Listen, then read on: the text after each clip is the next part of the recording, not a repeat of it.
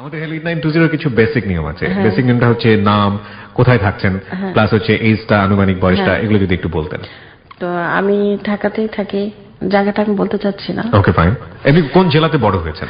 নিজস্ব জেলা? আমার জন্ম বাগেরহাটে। বাগেরহাট, খুলনা বাগেরহাটে, হ্যাঁ, কিন্তু আমার বাগেরহাটের কোনো স্মৃতি নাই। কোনো স্মৃতি নেই? আমরা খুলনায় চলে আসি। ফাইন। আর আপনার এইজটা একটু জাস্ট শুনে নিন। আমার এইজটা, আমার এপ্রিলে 50 আমি পা দিব। 50 ইয়ার্স। আর যদি পড়াশোনার ব্যাকগ্রাউন্ড একটু বলেন। আচ্ছা, আমি মাস্টার্স কমপ্লিট করেছি। মাস্টার্স কমপ্লিট করেছেন, ফাইন। এই হচ্ছে আমাদের রুমা, যার সম্পর্কে বেসিক আমরা জানলাম। তিনি 50 ইয়ার্স, আমি বলবো ইয়াং লেডি, বিকজ আমি তাকে সামনাসামনি দেখতে পাচ্ছি, এবং কতটা ইয়াং তার সম্পর্কে আমি আসলে জানি কিছুটা, যে কারণেই হয়তোবা বলছি, এবং যারা তার জীবনের গল্পটা শুনবেন তারা হলে হয়তোবা বুঝতে পারবেন। তিনি আসলে খুলনার বাগেরহাটের মানুষ, কিন্তু তিনি আসলে তার দাদাবাড়ি পটুয়াখালী। হ্যাঁ, কিন্তু ওখানকার কোনো স্মৃতি নেই। আমার জন্মস্থান খুলনার বাগেরহাট, সেটাই আমি বলছিলাম। আর বেসিক্যালি তার বড় হওয়া খুলনাতে, ঢাকাতেই থাকছেন, কিন্তু কোথায় থাকছেন সেটা আপনি বলতে চান না গল্পের প্রয়োজনে। Fine, it's a mystery. আমরা শুরু করতে চাই এখান থেকে। 99 থেকে আমি ঢাকাতেই থাকছি, কিন্তু পড়াশোনাও আবার ঢাকাতে আবার ছিল। ওকে, কোন ইউনিভার্সিটিতে পড়াশোনা করছেন? আমি ইডেনে পড়তাম। ইডেনে পড়তেন? ওকে ফাইন, আমরা শুরু করতে পারি আপনার জীবনের গল্প। তার আগে আপনি আমাকে বলেন যে হেলিট 920 কি আপনার শোনা হয়? হ্যাঁ, আমি তো এখন শুনি রেগুলার। আচ্ছা, কবে থেকে শোনা শুরু করলেন? আমি 4 মাস আগে আমি ওই যে রিসার্চ সেন্টারটা কাজ করতাম, তখন আমার ট্রান্সক্রিপশন লিখতে যে আমি দেখলাম যে এবিসি রেডিওটা আমার ইয়াতে ফার্স্ট হলো। আচ্ছা, আপনার রিসার্চে দেখলাম যে কেন ফার্স্ট, তো সবাই বলল যে ওরা জীবনের গল্প আর যাহা বলিব সত্য বলিব, এই দুটার জন্যই ফার্স্ট হচ্ছে। কোন প্রতিষ্ঠান থেকে রিসার্চ? এটা হলো কোয়ান্টাম কনজিউমার সলিউশন। ওকে। আচ্ছা, তো এখানে আপনি রিসার্চ করতে গিয়ে এটা পেলেন, তার আগে আপনি রেডিও শুনতেন না? না। ফাইন, তারপরে আমি শোনা শুরু করলাম। শুনে একদিন আমার মনে হলো যে আমিও বলি আমার জীবনের গল্পটা। That's very interesting. আমাদের জন্য অনেক বড় একটা ভাই বোন বা আত্মীয় স্বজন যারা আছে তাদের জন্য খারাপ হতে পারে বা খারাপ ভাবে নিতে পারে তারা, সরি আমি সবার কাছে আমার বলতে হবে। ওকে ফাইন, কেন সরি? আজকে আমাদের এই রুমা 150তম পর্ব হেলিট 920 আমরা শুরু করতে চাই। কারণ আমার কথা কেউ শোনেনি বা আমি বলার সুযোগ পাইনি, কিন্তু আমরা বিলিভ করি যে আজকে লাখ লাখ শ্রোতা যারা আছেন এবিসি রেডিওর, তারা শুনবেন। ওকে ফাইন, আমরা শুরু করতে পারি। শৈশব থেকে শুরু করুন। তো আমি খুলনায় ক্লাস 3-তে আমাকে ভর্তি করা হলো। আমার বাবা সরকারি চাকরি করতেন, মিলিটারিতে ছিলেন। আচ্ছা। তো আমরা 12 ভাই বোন ছিলাম। 12 ভাই বোন? হ্যাঁ, একদম বড় ভাই সে যুদ্ধের 1 বছর আগে হারা যায়। আচ্ছা, তারপরের ভাইটা এখন একটা পত্রিকা সম্পাদক, তারপরটা ইনকাম ট্যাক্সের লয়ার, তারপরেরটা দুবাইতে ছিলেন, উনি এখন বাংলাদেশে সেটেল। তারপরে ভাইটা রাজনীতি করতো, বিজনেস করতো, সে মারা গেছে। আর আমার ইমিডিয়েট বড় ভাইটা উনি একটা বিদেশি ব্যাংক, ওইটা তো বিদেশি না, ওইটার সিনিয়র ভাইস প্রেসিডেন্ট। তারপরে আমি 7 নাম্বার। আর আমার ছোট আর একটা ভাই, সেও মারা গেছে অ্যাক্সিডেন্টে, আমার ছোট এক বোন। মানে এখন আমরা 7 ভাই বোন আছি, তার মধ্যে আমি 7 নাম্বার। সবাই তো মোটামুটি ওয়েল এস্টাবলিশড আমরা দেখছি। জি, শুনি। তারপর আমাকে ক্লাস 3-তেই ভর্তি করা হয়, যেহেতু আমি ভালো স্টুডেন্ট, আমি ক্লাস 3-তেই পারবো। আমি যে কত সুন্দর ছিলাম এটা আমি জানতাম না। আমি ভুল বুঝতাম ভাই বোনদের বা আত্মীয় স্বজনদের। তো আমি ক্লাস 3-তে পড়ি, তখন থেকে আমি বুঝতে শুরু করলাম, এবং আমার ওই 3 থেকে আমার প্রপোজাল আসে। ক্লাস 3 থেকে? হ্যাঁ, ক্লাস 3 থেকে প্রপোজাল আসে। আত্মীয় স্বজন বলে তোমার মেয়ে নিব, মারে সবসময় বলতো। তো স্কুলে টিচাররা একটু অন্যভাবে দেখে, যারা পড়ে আমার সাথে তারা অন্যভাবে দেখে। এই করে করে 5-এ যখন উঠলাম তখন আমাকে গার্লস স্কুলে ভর্তি করা হলো এই ডিস্টার্বের জন্য। তো গার্লস স্কুলে যেও আমার প্রবলেম হলো, সেটা হলো আমার অনেক বান্ধবী, তো সবাই আমার বন্ধু হতে চাইতো। সবাই মনে করতো যে রুমা, আমি যদি একটা অর্ডিনারি একটা ড্রেস পরতাম, ওরাও সেটা পরতো, অনেক বড় লোকের মেয়েরা, এবং সবাই খুব প্রাউড ফিল করতো রুমার বান্ধবী। আচ্ছা। আর আমার ভাইরা খুব আমার বাবার মতোই ছিল, খুবই কড়া, খুব শাসনে রাখতো। আমি কারণটা আমি বুঝতাম না। পাড়ায় পাড়ায় মারামারি হইতো, মানে আপনাকে নিয়ে? আমাকে নিয়ে, কিন্তু আমি বুঝতাম না। ওকে। আর কোনো না কোনো ভাই আমার সাথেই থাকতো, আনা নেয়া করতো। ওকে। এইভাবে আস্তে আস্তে বড় হতে থাকলাম। যখন 12 বছর বয়স, আমি প্রেমে পড়ি। সেই ছেলেটা তখন ম্যাট্রিক পরীক্ষা দেয় আর কি। সে আমার ভাইয়ের বন্ধু, যে ভাইটা মারা গেছে তার ফ্রেন্ড। পরবর্তীতে আমরা তো খুলনায় থাকি, ও ঢাকায় চলে আসে, নটরডেম কলেজে পড়ে। চিঠি লেখালেখি হয়। আমি প্রেমে পড়ার তো ধাম করে পড়ে যাওয়া যায় না, নিশ্চয়ই কোনো কারণ ছিল? না, কোনো কারণ নাই। ওই যে আসা যাওয়া করতো, দেখতাম হয় কি অনেক লুকায় রাখা মেয়েরা একটু মনে হয় একটু দেখলেই প্রেমে পড়ে, এরকম হতে পারে। ওকে, হতে পারে। অনেকের সাথে মিশলে তার এখন যেটা দেখি সেটা তো হয় না, কিন্তু তো সে সেরকম প্রেমে পড়ার মতোই। ওদেরও কোটি কোটি টাকা, এরা ধরেন খুলনা শহর এখন 20-22টা বাড়ি তাদের। বাবা, 2-4টা আমাদেরকে দিয়ে দিন। ওকে। সে আমাকে চিঠি টিঠি লিখতো। আমার আব্বারও ইচ্ছা ছিল যে আমি ডাক্তার হব, ভাই বোন সবারই ইচ্ছা ছিল আমি ডাক্তার হব, এবং ওই ছেলেটাও চাইতো আমি ডাক্তার হই। আচ্ছা। ও ডাক্তার হয়ে গেছে। মেডিকেলে পড়ে বাইরে চলে গেছে। তার সাথে পরবর্তীতে আমার আর দেখা হয় না, মানে গ্যাপ হয়ে যায়। সেটা একটা কারণ যে যেহেতু আমার ভাইয়ের বন্ধু ছিল, আমার ওই ভাইটা আবার একটু মাস্তান টাইপের ছিল, তো ও যখন বুঝতে পারছিল তখন তাকে থ্রেট দিছিল। হ্যাঁ, থ্রেট দেওয়ার পর আমার সাথে যোগাযোগটা বন্ধ করে দেয়। আচ্ছা, পরে আমার সাথে যোগাযোগ করে, সেটা যখন আমি কলেজে পড়ি, কলেজে ঢুকলাম, কলেজে একই অবস্থা। কলেজের একদম ছোট ছেলেরাও বড় ছেলেরা, আমি জানি না, আমি চিনি না, কিন্তু তারা বলে আমার সাথে তাদের রিলেশন। কিন্তু আমি কিরকম খুবই সিম্পল একটা মেয়ে ছিলাম, খুবই সিম্পল। আমি কখনো জীবনে সাজতাম না, কিচ্ছু না, আমি চুল আশ্রাইতাম না, এইভাবে চলে যেতাম। কিন্তু তারা আমার পিছনে ঘুরতো। কি রাশি ছিলেন আপনার? আমি মেষ রাশি। আমারও মেষ রাশি। আমি ঠিক জানি না রাশির কোনো ব্যাপার স্যাপার আছে কিনা, অনেকেই নাকি এরকম বলেন যে রাশি যদি এরকম হয় তাহলে নাকি এই প্রবণতাগুলো মানে আমি জানি না, কিন্তু এটা প্রবলেম হয়তো কি, মানে কেন ঘোরে এটার জন্য আমি বকা খাইতাম। আমি কখনো বারান্দায় দাঁড়াতে পারতাম না। আমার কোনো ভাই যদি দেখতো যে বারান্দায় দাঁড়াইছে, এসে মানে আমাকে না বললেও মাকে বকতো। আমাকে বাসায় টিচার রাখা হতো, সেই টিচার দিয়ে আমাকে পড়ানো হতো, এবং সেই টিচার যখন পড়াতো আমার কোনো না কোনো ভাই বারান্দায় পায়চারি করতো। আমার খুবই কষ্টের জীবন, খুবই কনজারভেটিভ একটা লাইফ। হ্যাঁ, যখন আমি ইন্টার পড়ি তখন আমরা এদের পাড়ায় চলে আসলাম। এদের পাড়ায়? হ্যাঁ, এদের পাড়া মানে হচ্ছে এখানে আমি একটু পরিচয় করে দিতে চাই। ওকে, ফাইন। এদের পাড়া বলতে আসলে ওনার ডান পাশে একজন আছেন, এবং তিনি আসলে কে সেটা আমরা গল্পের প্রেক্ষাপটে আপনাদেরকে সবসময়, যেটা হয় হ্যালো 920 কোনো অতিথি থাকলে তার যেখানে যেই গল্পতে তিনি আসেন সেখানে গিয়ে পরিচয় করে দেবো। এখন আপাতত শুধু নামটা জানি। আপনি যার কথা বলছেন তিনি আপনার সঙ্গে এই মুহূর্তে আছেন, তার নামটা একটু বলেন। ওর নাম মোর্শেদ। মোর্শেদ ভাইদের পাড়ায় আপনারা চলে আসলেন? হ্যাঁ, আমরা চলে আসলাম। ওই পাড়াতেও সমস্যা। ও তখন আর্মি থেকে আসছে, আর্মিতে ছিল। ও ছাদে উঠে বসে থাকতো, যত ফ্রেন্ডরা ছিল সবই ছাদে উঠে বসে থাকতো। মানে মোর্শেদ ভাই আপনাকে দেখার জন্য ছাদে উঠে বসে থাকতো? ফাইন, তারপর আমরা ক্লু পেয়ে গেছি। ওকে, আমরা বরং একটু মোর্শেদ ভাইয়ের কাছে যাই। যেই ঘটনার বর্ণনা আমরা ছোটবেলা থেকে শুনছিলাম, একেবারে মৌমাছির চাকের মতো অবস্থা, কিন্তু মোর্শেদ ভাইও তাদের মধ্যে একজন। আমরা একটু মোর্শেদ ভাইয়ের কাছে যেতে চাই। জি, আপনি একটু মাইক্রোফোনটা কাছে নেবেন প্লিজ। কি ছিল আসলে মেয়েটাকে আপনি প্রথম কবে দেখলেন বা কি হিসেবে দেখলেন, একটু শুনি আপনার কাছ থেকে। আমি আর্মিতে ক্যাডেট হিসেবে ছিলাম, কিন্তু ওখান থেকে আমি শেষ করতে পারি নাই। সেকেন্ড টার্ম কমপ্লিট করার পরে ওখান থেকে আমি চলে আসি। এসে একটা ফ্রি লাইফ। তখন আমার একটা সিদ্ধান্ত ছিল, আমি বাবা মার মেজো ছেলে, এর একটু দুষ্ট হয় নাকি। তা আমার অপরন্ত স্বাধীনতা ছিল, মার প্রশ্রয় ছিল, ওই জন্য কেউ কিছু বলতো না। আমি বললাম লেখাপড়া করবো না, আমি 2 বছর বেকার থাকবো। আচ্ছা আচ্ছা। তো ঠিক আছে, বেকার লোকের বন্ধু বেশি, তো দেখতাম যে আসে, আর আমি বলতাম হয়তো বন্ধু দেখি একটা ভালো ইয়ে আছে। ওরা আমাকে বলতো না, আমি নিয়ে যাচ্ছি, কিন্তু ওদেরও পছন্দ ছিল। ছাদে উঠে উঠে দেখতেন? হ্যাঁ, ছাদে উঠে, ওই যে একটু কখন চাঁদ দেখা যায় আর কি, এরকম একটা ব্যাপার ছিল। এবং তার মানে শুধু আপনার ছিল না, আপনার বন্ধুরা সবাই মিলেই ব্যাপারটা ছিল আর কি? না, প্রত্যেকের মনে মনে ছিল। আমারটা তো প্রকাশ করতাম, ওরা সুযোগটা নিত কিন্তু প্রকাশ করতো না। আসতো দেখার জন্য, কিন্তু এটা প্রকাশ করতো না, ওদের মনের একটা ব্যাপার ছিল। এই ভদ্রলোকই পরবর্তীতে, যিনি আজকে গল্প বলছেন রুমা, তার জীবনে কে বা আসলে কতটুকু সেটা গল্পের প্রেক্ষাপটে আমরা বের করার চেষ্টা করবো। তবে তার আগে যেহেতু আপনার কাছে আমরা আসলাম, আপনার সম্পর্কে আমরা একটু জেনে নিই। আপনার ব্রট আপ কোথায় বা আপনি কি? আমার নাম AM সরোয়ার মোর্শেদ, জন্ম খুলনায়, পৈতৃক বাড়ি ওইখানেই, খুলনা জেলায়। জি। আমি লেখাপড়া খুলনায় করেছি, সেন্ট জোসেফ স্কুলে। ইন্টারমিডিয়েট খুলনায় করার পরে আমি আর্মিতে চলে যাই। স্বপ্ন ছিল আর্মিতে যাবেন? হ্যাঁ। আর্মি মানে কি? আর্মি কমিশনে? কমিশন। ওকে। তো 1 বছর ট্রেনিং করার পরে আমার আর এটা বন্দি জীবন ভালো লাগলো না। আপনি কি মানে নিজে থেকে ওখান থেকে পালিয়ে আসেন নাকি? না, আমি অফিসারের সাথে গন্ডগোল করে, যেটা খুব সোজা রাস্তা, আর এক্সকিউজের সুযোগ নাই।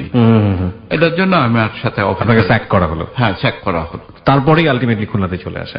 খুলনা চলে আসে, এবং আমাদের ওই সাথে দাঁড়িয়ে আমাদের রুমাকে একটু দেখা। ওকে, ফাইন। এরপরে বোধহয় আমরা আপনার কাছে আসতে পারি। বলুন তারপর। ওরা ছাদে উঠতে, এটার জন্য তো আমি দায়ী না, কিন্তু আমার ভাইরা খুব বকাঝকা করতো। আমার সাথে তখন রিলেশন না, কোনো কিছুই না। তো চারিদিক থেকে এত ডিস্টার্ব এবং এত মেন্টালি টর্চার আমি আর নিতে পারছিলাম না। ঠিক আছে, এর মধ্যে থেকে ইন্টার পাস করলাম। ইন্টার পাস করার পর মেডিকেলে আমার হলো না। আমাকে সবাই ডিসিশন নিল যে যেহেতু আমাকে কো এডুকেশনে পড়াবে না, ছেলেরা ডিস্টার্ব করবে, আমাকে ইডেনে ভর্তি করা হলো। ওই ইডেনে ভর্তি করলে হবে কি, আত্মীয় স্বজন আছে। ওই আমার এক কাজিন ছিল, সে আবার ইডেনের টিচার ছিল ইকোনমিক্সের, তার ভাই ছিল, সে আবার ওই ভিতরে আসতো, ওইখানেই ডিস্টার্ব করতো। একদিনকে শুনলাম যে মেয়েরা বলা বলি করতেছে, আজকে তুলে নিয়ে যাবে রুমাকে ওরা। বোনের বাসায় আমি ছিলাম ঢাকায়। তো আমার বড় বোন আর কি আমাকে নিয়ে চলে আসলো বাসায়। তখন মগবাজার থাকে এই বোনটা। এসে আমাকে খুলনায় আবার পাঠিয়ে দিল। তখন আমি ডিসিশন নিলাম যে আমাকে বিয়ে করাই উচিত আমার। এছাড়া আসলে স্বাভাবিক জীবনযাপন করা সম্ভব হচ্ছে না। আর যেহেতু ওর সাথে আমার সম্পর্ক না, আমাকে চাপাই দিচ্ছে। তা ভালো লাগছে, ভালো লাগেনি তা না, ভালো লাগছে। তো আমি আমার বোনকেই বললাম। ওর মা থেকে শুরু করে বোনরাও বারান্দায় বসে থাকতো, আমাকে দেখতো।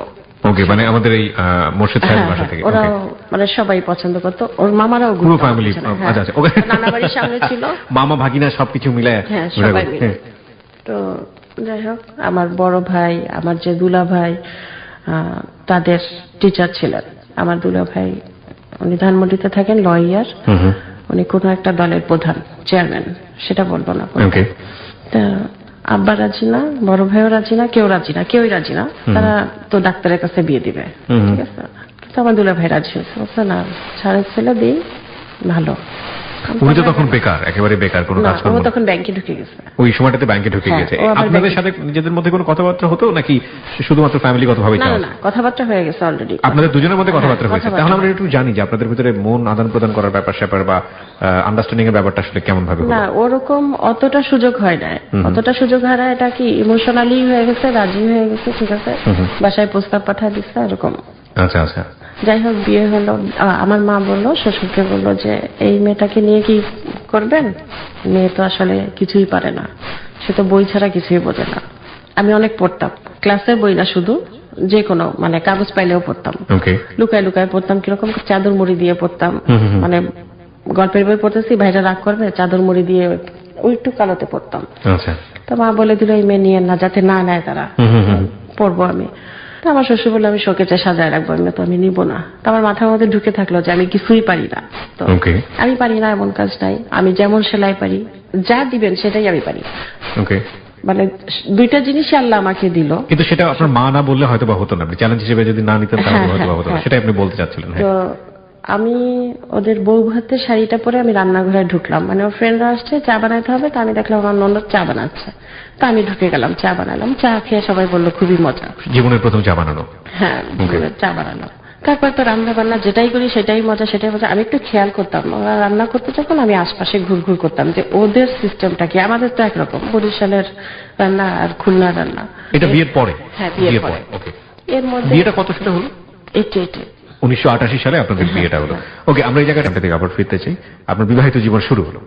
আমাকে তো ওরা খুব আগ্রহ করে নিল, এবং খুলনা শহরে ম্যাক্সিমাম মানুষ বলতো যে সবচেয়ে ওই পাড়ার সবচেয়ে সুন্দর মেয়ে এবং সুন্দর ছেলের বিয়ে হয়েছে। ও ফার্স্ট পোস্টিং হয় সাতক্ষীরায়, সপ্তাহে একদিন আসতো। আচ্ছা। তো আসলে আমরা তো ঘন্টা চুক্তি রিক্সা নিতাম। মফস্বল শহর 2-3 ঘন্টা বেড়াতাম। তার মধ্যেই আমার পড়াশোনা, তার মধ্যে আমি কনসেপ্ট করলাম প্রথম বেবি, আমার মেয়ে। আমি তো আবার ওই মেয়ের মতোই লিখে ছিলাম ওরকম।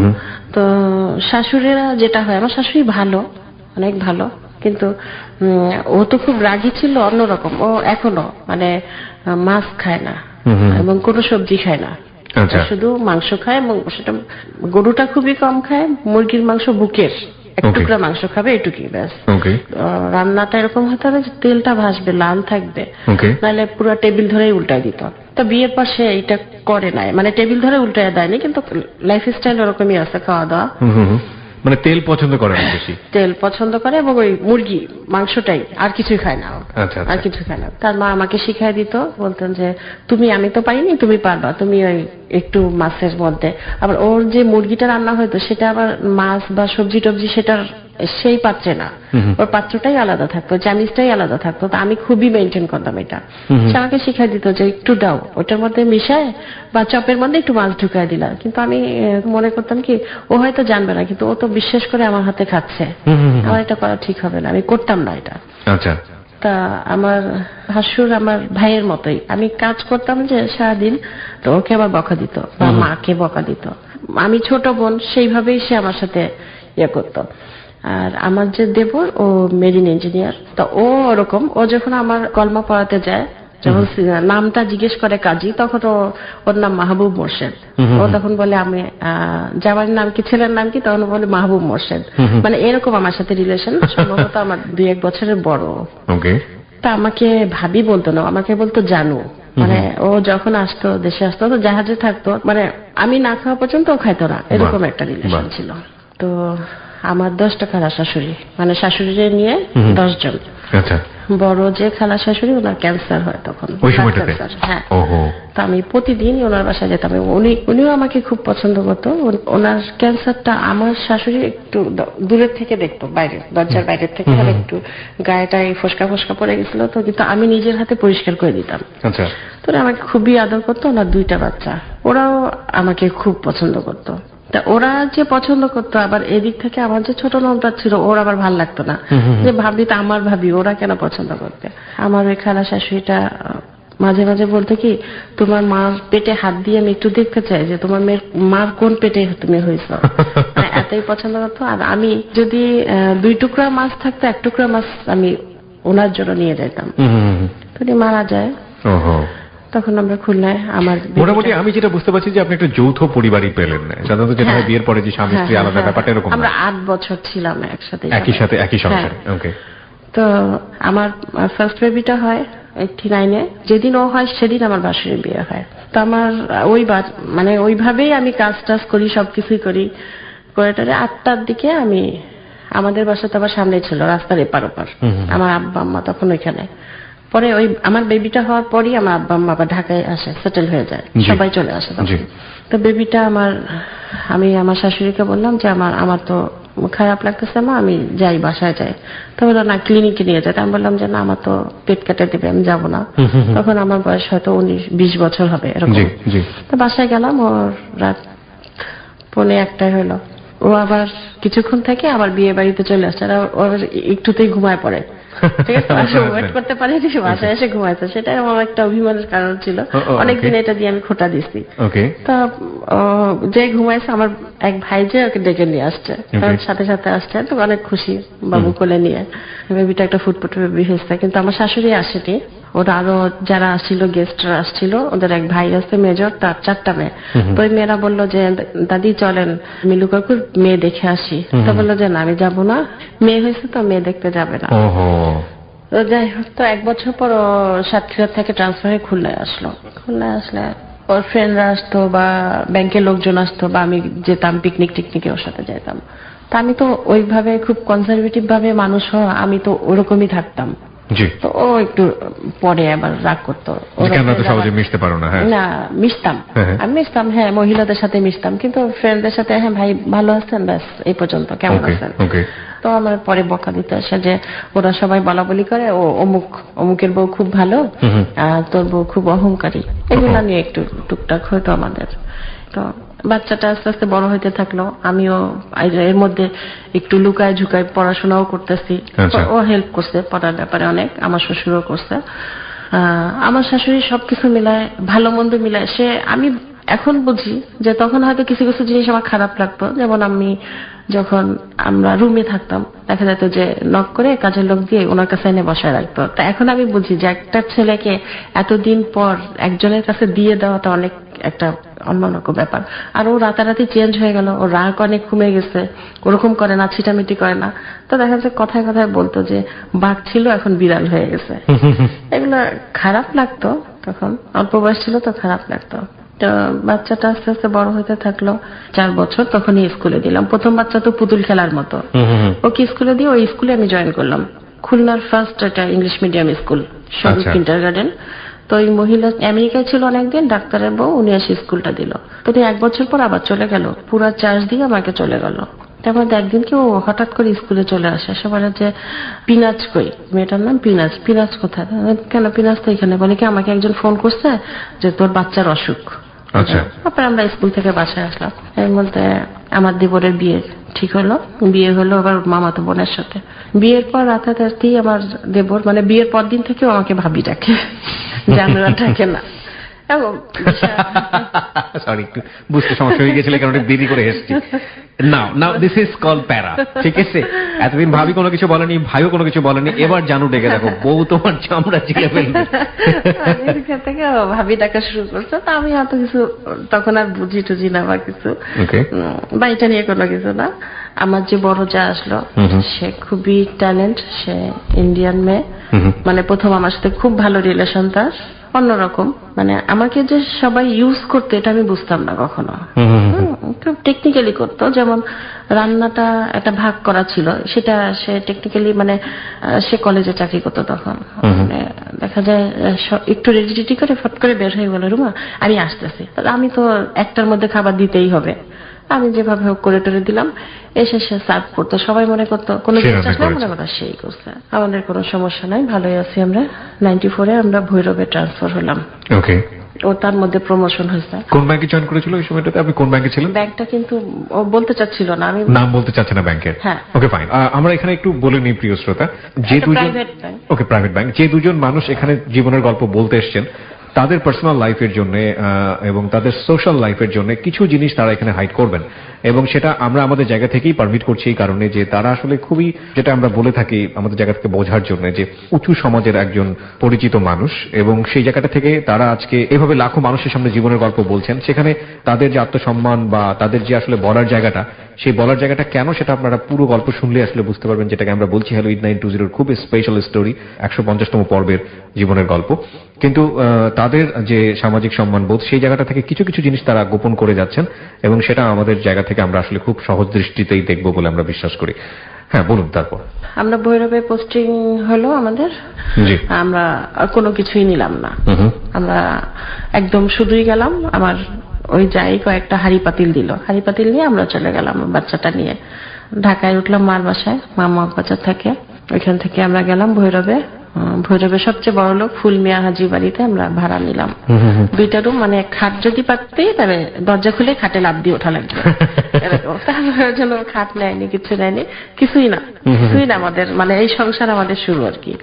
তো ঢাকা থেকে তো ভাই বোনরা সবাই যায়, তো যখন আসে তখন পাশের বাসা থেকে পাশে একটা আপা ছিল, ওই আপাটা খুলনা, সে আমাকে খুব আদর করতো। আমি একা একাবার ভয় পাইতাম, অফিস থেকে সন্ধ্যা হয়ে গেলে ভয় পাইতাম, ওনার কাছে যে বসে থাকতাম। আমি চা খাওয়া শিখি ওনার কাছে, আমি চা খাইতাম না কখনো। তো ঢাকা থেকে একবার আমার ভাইরা যাবে, তো ওনার কাছ থেকে ফ্যান নিয়ে আসছি, তো আমার টিনার যে, তো ভাই আবার জিজ্ঞেস করছে ইয়ে ফ্যান তো চার্জে দেওয়া ফ্যান, তো খেয়াল করতো আর কি জিনিসগুলি তারা, যে আমি কেমন আছি আর কি। জিজ্ঞেস করছে যে এটা ফ্যানটা কি এখানে এসে কিনছো? তাহলে কি না না পাশের বাসার থেকে নিয়ে আসছি। আপনার মেয়ে বলে দিয়েছে? তারপরে একবার আমার ওই বড় বোন ছোট বোন সবাই গেল, তাহলে ছোট বোনটা একটু মানে ফুটুর ফাটুর করে বেশি, তো আর আমি একসাথে বড় হয়েছে, তো আমরা বান্ধবীর মতোই ছিলাম।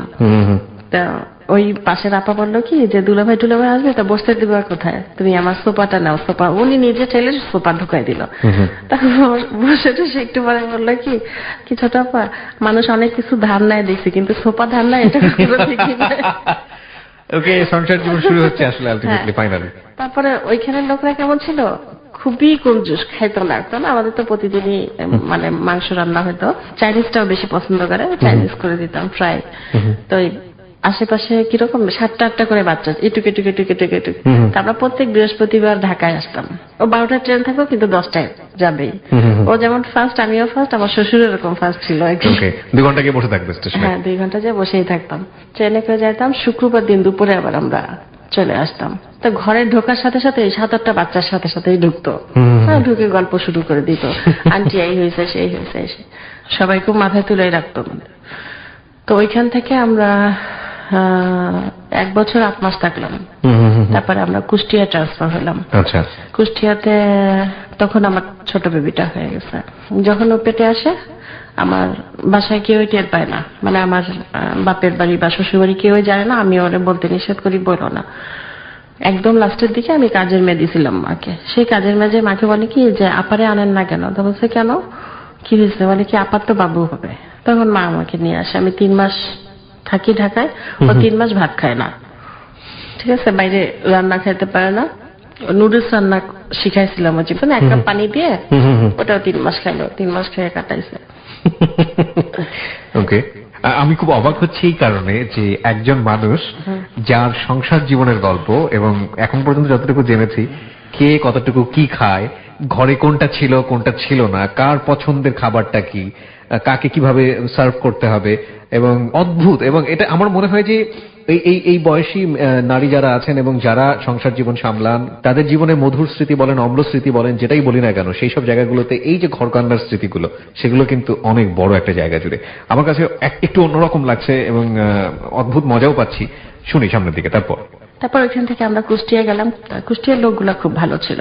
আমরা যেখানে থাকলাম সেখানে নিচতলায় এক ডাক্তার ছিল, দোতলায় আমরা থাকি। তা আমরা 7 দিন থাকার পর ডাক্তারের বউ উঠে আসে। আমি ডাক্তারের বউ এসে বলে কি তোমার বাচ্চা আছে? আমি বললাম হ্যাঁ, আমার তো 2টা বাচ্চা। কি কোনো বোঝা যায় না তো তোমার বাচ্চা আছে? কারণ বাচ্চারা কোনো শব্দ করে না, এত ঠান্ডা। মানে আমার কপাল, আমার বাচ্চা 2টা আল্লাহ মাশাআল্লাহ ভালো দিচ্ছে একদম। জীবনে তারা কোনোদিন বাবার কাছে কিছুই চায়নি। মানে ওর খুব আফসোস ছিল যে আমার বাচ্চা মেয়ে 2টা কিছুই চায় না, এবং আমার কখনো বলতে হয়নি পড়ো, নিজে থেকে সবসময়। হ্যাঁ, নিজের থেকেই তারা করছে। তো কুষ্টিয়া তো খুব মাস্তান টাস্তান নালা জায়গা।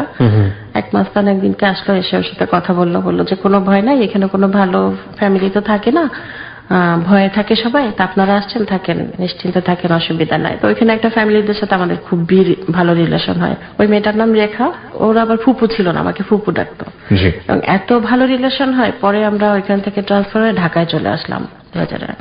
তার মধ্যে ঘটনা আছে, এর মধ্যে আমার আম্মা অসুস্থ। তো মা অসুস্থ হলেন, 6 মাস সে বিছানায়। আমার কারণেই আমি আসতে পারি না, কারণ ও কিভাবে খাবে, কিভাবে থাকবে একা একা, এই যাবো যাচ্ছি করে করে আর মাকে দেখা হয়নি। একদিন সকালে দেখি আমার বোনের এক বান্ধবী, বড় বোনের বান্ধবী থাকে কুষ্টিয়া, সে এসে ওর সাথে কুটুর করতেছে। তা আমি বুঝে গেছি, আমার মনই বলছে। তা বললাম যে শাহিন আপা কি ব্যাপার? তো উনি আমাকে জড়ায় ধরছে যখন, তখনই আমি বুঝছি। তা আমরা ওই কুষ্টিয়ার থেকেই বরিশালে রওনা দিলাম, মানে ওইখানে দাফন হবে। তো এটা নিয়ে ওর সাথে আমার একটু হয়, ওর আবার এইগুলো একটু কম। তো আমরা আমার চাচার বাসায় উঠি। আমরা তো চিনি না বরিশালের কিছু, যার জন্য ওনার বাড়িতে যাই উঠলাম, যে এখানে সবাই চেনে এক নামে, এই বাসাটা চিনাই দিল। তার লাশ আসে না, সন্ধ্যার সময় আমার বলতেছে চলো ম্যানেজার ভাইয়ের বাসায় ঘুরে আসি। আচ্ছা, এখন আমি বুঝি, এই বয়সে এসে বুঝছি না, ও আসলে বলছে এই জন্য যে মনটা ভালো হবে, আমি কাঁদতেছি। কিন্তু সেই সময় আমি চিন্তা করলাম কি সেলফিশ পুরুষ, আমার মা মারা গেছে, আমি 6 মাস দেখি নাই, লাশ আসবে, সে আমার কিভাবে বলে যে চলো ম্যানেজার বাসায় যাই। বোঝাতে পারিনি আপনাকে সামহাউ। তা এটা নিয়েও আমি পরবর্তীতে খোটাখাটি দিয়েছি। হ্যাঁ, খোটা দিছি অনেক, সরি এর জন্য। যাই হোক, মাকে দাফন কাফন করা হলো। আমরা কুষ্টিয়ার থেকে আবার ঝিগরগাছায় বদলি হলাম, যশোর ঝিগরগাছা। ওইখানে আমার আব্বা আসলো, আমার আব্বার সবচেয়ে আদরের বাচ্চা আমি। তা আব্বা আসলো, আব্বা 2 দিন বেড়ালো। তো যখন নেমে যায় সিঁড়ি দিয়ে, তখন আমার মাথায় হাত দিয়ে বললো কি তোমার মাকে তো তুমি দেখতে পারো নি, তা আমারও তো দেখতে পারবা না, এই জন্য আমি তোমারই দেখতে আসলাম। আমি তখনও বুঝি না। 15 দিন পর আমার এক চাস্তো ভাই আছে, ও এখন ব্যারিস্টার। তা ও আসছে, এসে বলে কি চলেন চাচমিয়া একটু শরীর খারাপ তো, চলেন দেখতে যাবেন। তা রাত্রেবেলাও আসছে, আমরা সকালে ঠিক আছে সকালে রওনা দেয়। আব্বা আবার বরফি টফি পছন্দ করে, আমি ওইগুলো বানাইলাম। আব্বা সুস্থই ছিল, রাত্রেবেলা সব ভাই বোনদের ডাকে সবাই আব্বার ডায়েরি বুঝাই দিছে। যখন সব বুঝাই টুঝাই দেয়, তখন যে আমার যে ভাই সম্পাদক, সে আমার বড় বোনদের বললো কি আব্বার কিছু হবে টবে নাকি, এগুলো বুঝাচ্ছে কেন, মানে প্রপার্টি কোথায় কি আছে না। হ্যাঁ, তো ওইটা দেখেই ও আর কি রাত্রেবেলা রওনা দিছে। তা আমরা সকালে উঠলাম, মানে ফজরের নামাজ পড়তে উজু করবে, তখন আমার মেজো ভাইকে ডেকে বলছে কি আমার শোয়াই দে। ওকে, প্রিয় শ্রোতা, আমরা যেখানটাতে আপনি ছিলেন, আপনি বলছিলেন যে বাবা ফজরের নামাজ। তারপর আমি ওই মিল্টনের সাথে উঠলাম, আর কাজিনের নাম মিল্টন, গাড়িতে উঠলাম। তো ও দেখি কি মাথাটা ভুট করেই আছে। তো আসলাম ধানমন্ডিতে, আসলাম প্রথমে। ধানমন্ডিতে দেখি খা খা করতেছে, কেউ নাই, কেয়ারটেকার ঝাড় দিচ্ছে। তা আমি বললাম যে কি ব্যাপার, বাসায় কেউ নাই? তো বললো যে না, মজুমদারের মারা গেছে, শ্বশুর মারা গেছে। আচ্ছা, আমি একটু বলে নেই, এখানে আমার যে দুলা ভাই, সে আমার ফুফাতো ভাই, আমার আব্বার কাছেই সে বড় হয়েছে। আচ্ছা, সে আমাদের গার্জিয়ান, মানে কোনো কিছু হলে আব্বা তার মতামত নিত, ভাইরা এখনো। তা আমি তো ওইখানে গাড়িতেই, মানে ওইখানেই, আর আমি যাবো না, আমি মিল্টনের তো চড়থাপ্পড় মারা শুরু করলাম। ও আমার পিছনে, আমার সাথে না এসে পিছনের বাচ্চারা রওনা দিচ্ছে। তারপরে ওরা খবর জানে, আগে থেকে জানে, ওরা জানে। তো আব্বা ওই যে এটা বললাম না, যে আব্বা উজু করেই নামাজ পড়বে, তার আগে আমার মেজো ভাইকে বললো শোয়াই দে, আমাকে শোয়াই দিল, বাস সে দোয়া পড়তে পড়তেই মারা গেছে। খুব সুন্দর মৃত্যু হয়েছে। তো আমরা ওইখান থেকে ধানমন্ডি থেকে আসলাম মিরপুরে বাসায়, সবচেয়ে ছোট ভাইয়ের বাসা, আমার ইমিডিয়েট বড়, সে তার বাসায় এসে লাশটা দেখলাম। এই আমি ওই লাশের সাথে আমরা আর বরিশাল যাই নাই, সবাই গেছে কিন্তু আমার আর যাওয়া হয়নি। আমরা যে ঝিগর কাছে আসলাম তখনও ম্যানেজার, তা প্রত্যেক মাসে আমাদের বাসায় রান্না হতো এবং 50 জন হোক 100 জন হোক আমি রান্না করতাম মেহমান আসতো। এবং ওই ব্যাংকের লোকদেরই খাওয়াতো, ক্লায়েন্টদের খাওয়াতো, সে খুবই খাওয়াতে পছন্দ করে। আচ্ছা, ফাইন। অথবা চাইনিজ খেতে নিয়ে যেত যশোরে, ঝিগরগাছা থেকে যশোরে। সেটা যে ব্যাংকের খরচে করবে সেটা সে কখনো করতো না, নিজ নিজের খরচে। পকেটে নিজ খরচে। ওকে। এবং সে সবসময়, আমরা যখন ঢাকায় আসি তখনও ঢাকায় আসার পর সে বললো ব্যাংকের সবচেয়ে গরিব ম্যানেজার ও। তা খুবই পছন্দ করতো খাওয়ানো, লোককে দেয়া। আমিও পছন্দ করতাম। আমি যখন ছোট ছিলাম তখন আবার ছোটতে একটু ফিরে যাই, জি। মানে আমি একটা ঘটনা বলি। Please, please. আমার একটা খালাতো ভাই ছিল, সে একটা অ্যাক্সিডেন্টে তার বিস্কিট ফ্যাক্টরিতে সে তার ছিল, কিন্তু তার হাত কেটে যায় বা কিছু একটা হয়, সে হঠাৎ করেই গরিব হয়ে যায়। ওহো। তা আমার আম্মা খুবই তাকে হেল্প করতো। আমি আবার করতাম কি, মা যখন ঘুমাইতো তখন চাল টাল চুরি টুরি করে আলাদা রেখে দিতাম, লুকায় রেখে ওই ভাবি আসলে ভাবিরে লুকায় লুকায় দিয়ে দিতাম। আপনি একটু আমাকে বলবেন যে, আপনার হাজবেন্ডের সাথে তখন আপনার একটা লং টাইম থাকা হয়ে গেছে, সরি ফর দ্য ইন্টারাপ্ট, আপনার হাজবেন্ডের সঙ্গে ততদিন আপনি লম্বা একটা সময় পার করে ফেলেছেন, যখন ও ব্যাংকের ম্যানেজার হয়ে গিয়েছে উনি। কি দেখেছেন অনেস্টির জায়গা থেকে? যার কারণ জিজ্ঞেস করছি এই কারণে যে মানুষ হিসেবে কতটা অনেস্ট ছিলেন সেই সময় থেকে? পুরোপুরি অনেস্ট সব দিক থেকেই, সেটা চারিত্রিক দিক থেকে, চরিত্র বলতে আমরা যে জিনিসটা মেন করি সেদিক থেকেও সে অনেস্ট, পয়সা করির ব্যাপারেও অনেস্ট, সব দিক থেকে সে অনেস্ট। কাজের জায়গাতে, ব্যাংকের জায়গাতেও, হ্যাঁ। ওকে, ফাইন ফাইন। খুবই অনেস্ট ছিল। ওকে, ফাইন। হ্যাঁ, খাওয়া দাওয়াতে পছন্দ করতো, তারপর? এবং মানুষকে খুব হেল্প করতো। ওকে। তো ওইখান থেকে আমরা 99-এ মনে হয় ঢাকায় চলে আসি ট্রান্সফার হয়ে, তখন তো বড় ব্রাঞ্চে। ঢাকায় আসার পর আমরা ইন্দিরা রোডে টেলিস আমাদের বাসায় থাকি, ওইখানে থাকি। তো ও যত বাইরের যারা আছে পরীক্ষা টরীক্ষা দিতে আসতো না ব্যাংকে, আমাদের বাসায় উঠতো। আমাদের বাসা কখনো খালি থাকতো না। ওকে। আর আমার যে ভাইটা ওই যে খুলনায় মারা গেছে বললাম, তারও 2টা ছোট ছোট বাচ্চা, তখন সেই ভাইয়েরও বয়স অল্প। সে সব ভাইয়ের আগে বিয়ে করছিল, একা পছন্দ করছিল। তখন বাবা মাই বিয়ে দিছে, কিন্তু একা পছন্দ করছিল। সেও অল্প বয়সে মারা যায়। যখন মারা যায় তার বউয়ের বয়স 22 বছর। ঠিক আছে, স্বাভাবিকভাবে তাকে বিয়ে দিতে হয়। তো ওই 2টা বাচ্চা, একটা ছেলে একটা মেয়ে, ওদেরকে ঢাকায় আনা হয়। আমি বলি ঢাকায় আনতে আমার ভাইদের। মেয়েটা আমার এক ভাইয়ের বাসায় থাকে, আর ছেলেটা তখন ছোট্ট, তো ও তো খুলনায় আমাকে দেখছে, আমাকে চেনে। তো ও নিজেই চাচাদের বললো আমার কাছেই থাকবে, ও আমার কাছে থাকে। ওকে। আমার বাচ্চাদের সাথে এসে পড়াশোনা করে, বড় হয়। তো এখান থেকে ঢাকায়ও আমাদের এরকম যত লোকজন আছে সবাই আসে, খুলনা থেকে যারা আসে আত্মীয় স্বজন সবাই আসে, থাকে, খায়। গাড়ি ছিল, গাড়িটা ইউজ করে। এমন আছে ও রিক্সায় চলে গেছে, গাড়িটা দিয়ে গেছে। তার মধ্যে আমার বড় বোনের 2 ছেলে, ছোটটা আবার ফ্যাশন ডিজাইনার। তা আমি তখন আবার ছোট মেয়েটাকে স্কুলে দিলাম, ইসলামিক ব্যাংক ইন্টারন্যাশনাল, ওইখানে আবার আমি ঢুকে পড়লাম। ওকে। মানে এতক্ষণ বসে থাকবো, বাচ্চা এখানে ক্লাস নিতাম। তার মধ্যে আস্তে আস্তে শুরু, ওর সাথে, ও যে ফ্যাশন ডিজাইনার, ওর সাথে বুটিক শুরু করলাম। তো ও বললো কি, খালা আমাদের ফ্ল্যাট তো খালি, আমাদের ফ্ল্যাটে আপনি চলে আসেন ধানমন্ডিতে।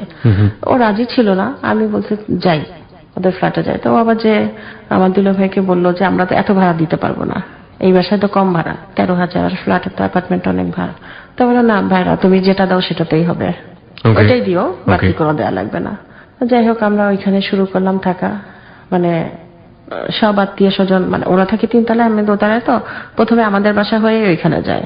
তো ঈদের দিন দেখা গেল যে আমাদের বাসায় ফার্স্ট সব ভাই বোনরা খেয়ে ওদের বাসায় যায়। আমার বড় বোন রাগ করতো, তোর বাসায় খেয়ে গেছে, আমার সমস্ত খাওয়া জমা আছে, মানে ফার্স্ট আমাদের বাসায় হয়ে যেত।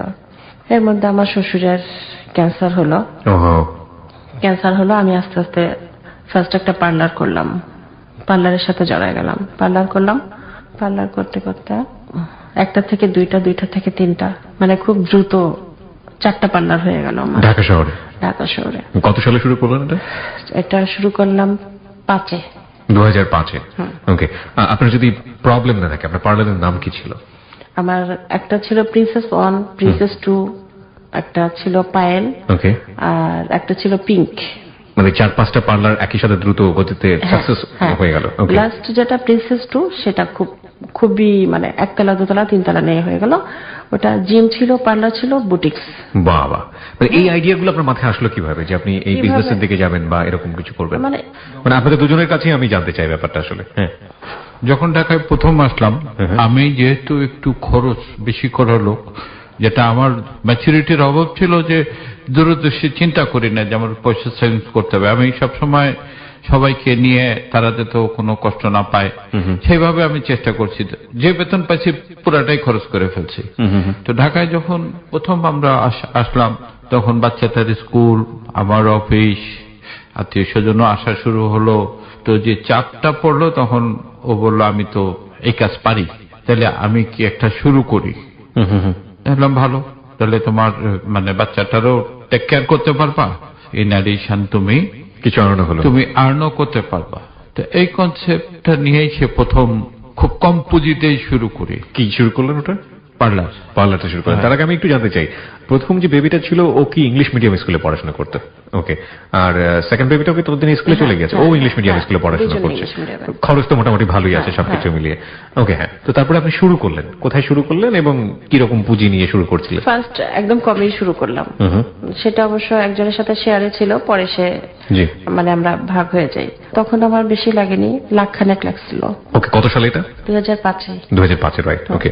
তারপর সেকেন্ড আমি চলে গেলাম, এটার মধ্যে আমার 5-এর মতো লাগছে। ওকে। করতে করতে লোকজন কালেক্ট করতেন কিভাবে? মানে ওইখানে তো একজন আসলে আরেকজন চলে আসতো, মানে একজনেই নিয়ে আসতো 10 জন। ওকে। হ্যাঁ, যেহেতু আমি অনেক ভালো সার্ভিস দিতাম, আমার ম্যান পাওয়ার অনেক ভালো ছিল, আমি ওদের অনেক মেয়ের বাচ্চার মতো রাখতাম এবং ওদের সমস্ত চাহিদা আমি পূরণ করতাম।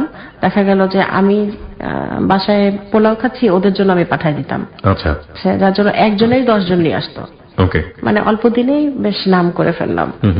তার মধ্যে আস্তে আস্তে ও ধানমন্ডিতেই, তো ধানমন্ডিতে ও বাবা অসুস্থ, সে আসলো আমাদের বাসায়, আসতো যেত, মানে আমার দেবরের বাসায়ও থাকতো, এখানেও থাকতো। জি।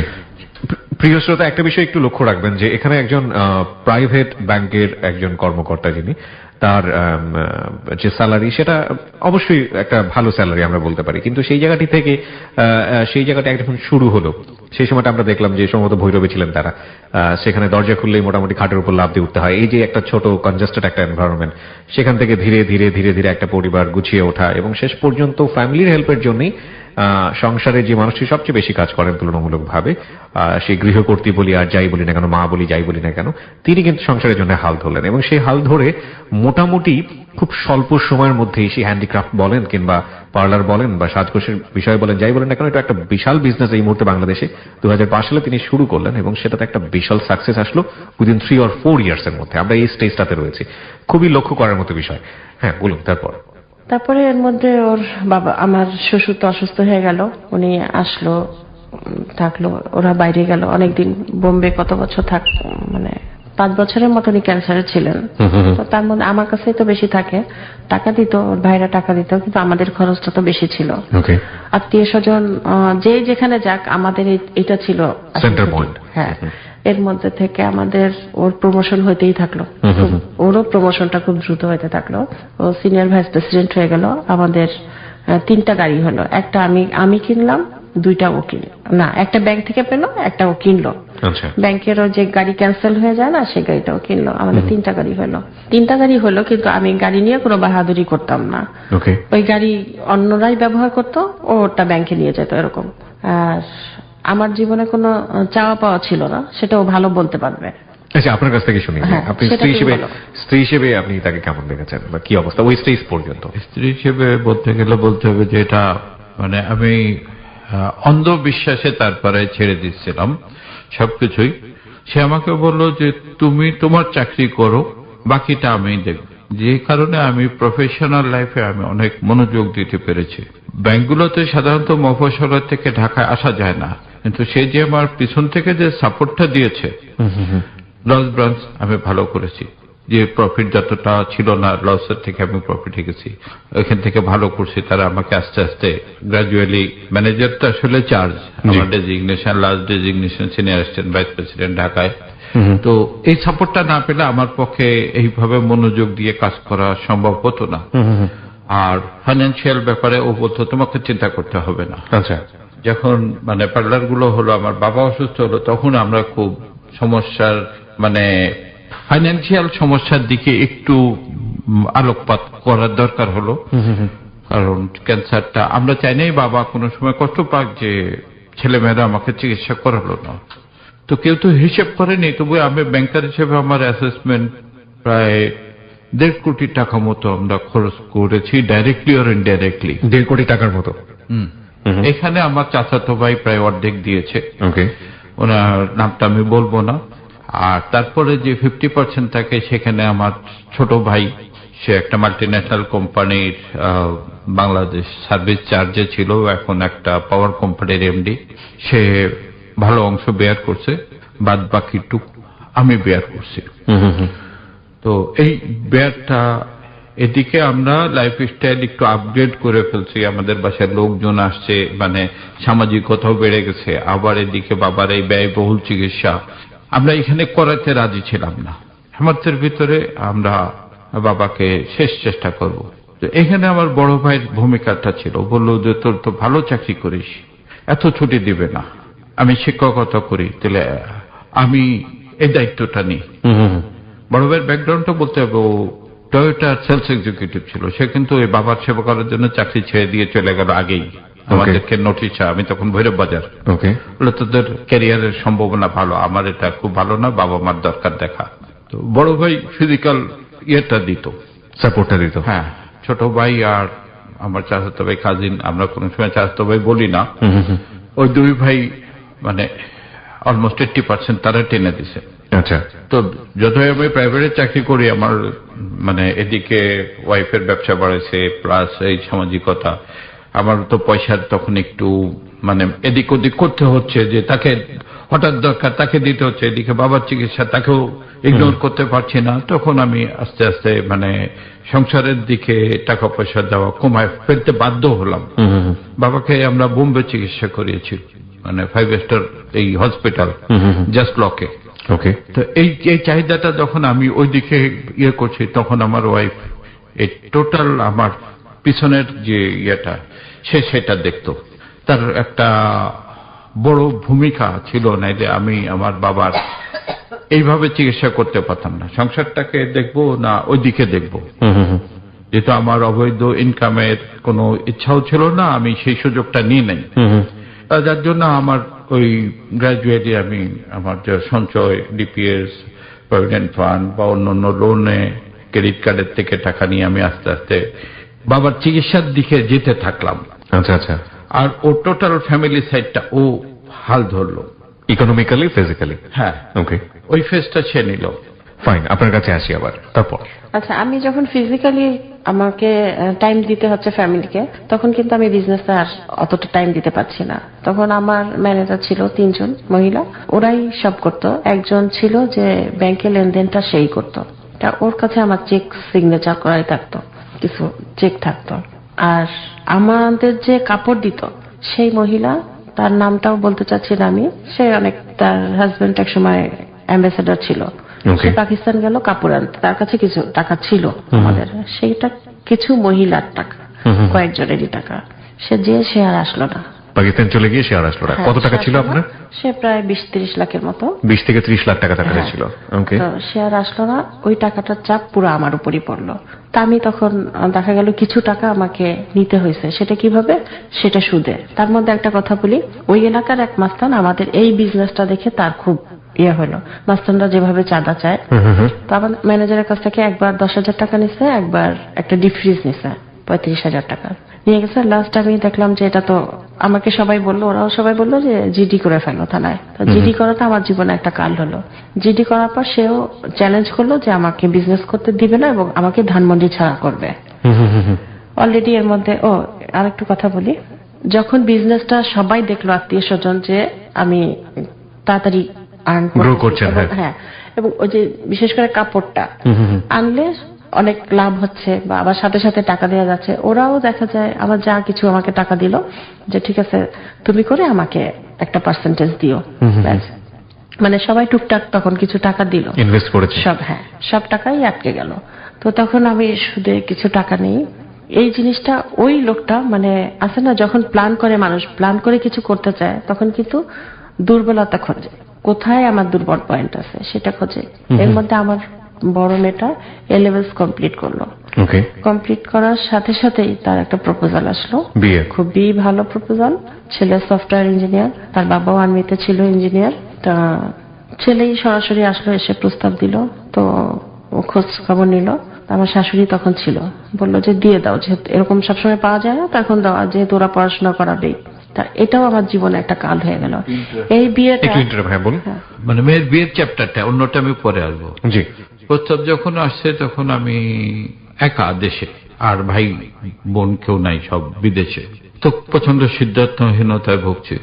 মামাদেরকে বললাম মেয়ের, ওরা দেখে এসে বললো ভালো, এখন ডিসিশন তো আমাকে নিতে হবে।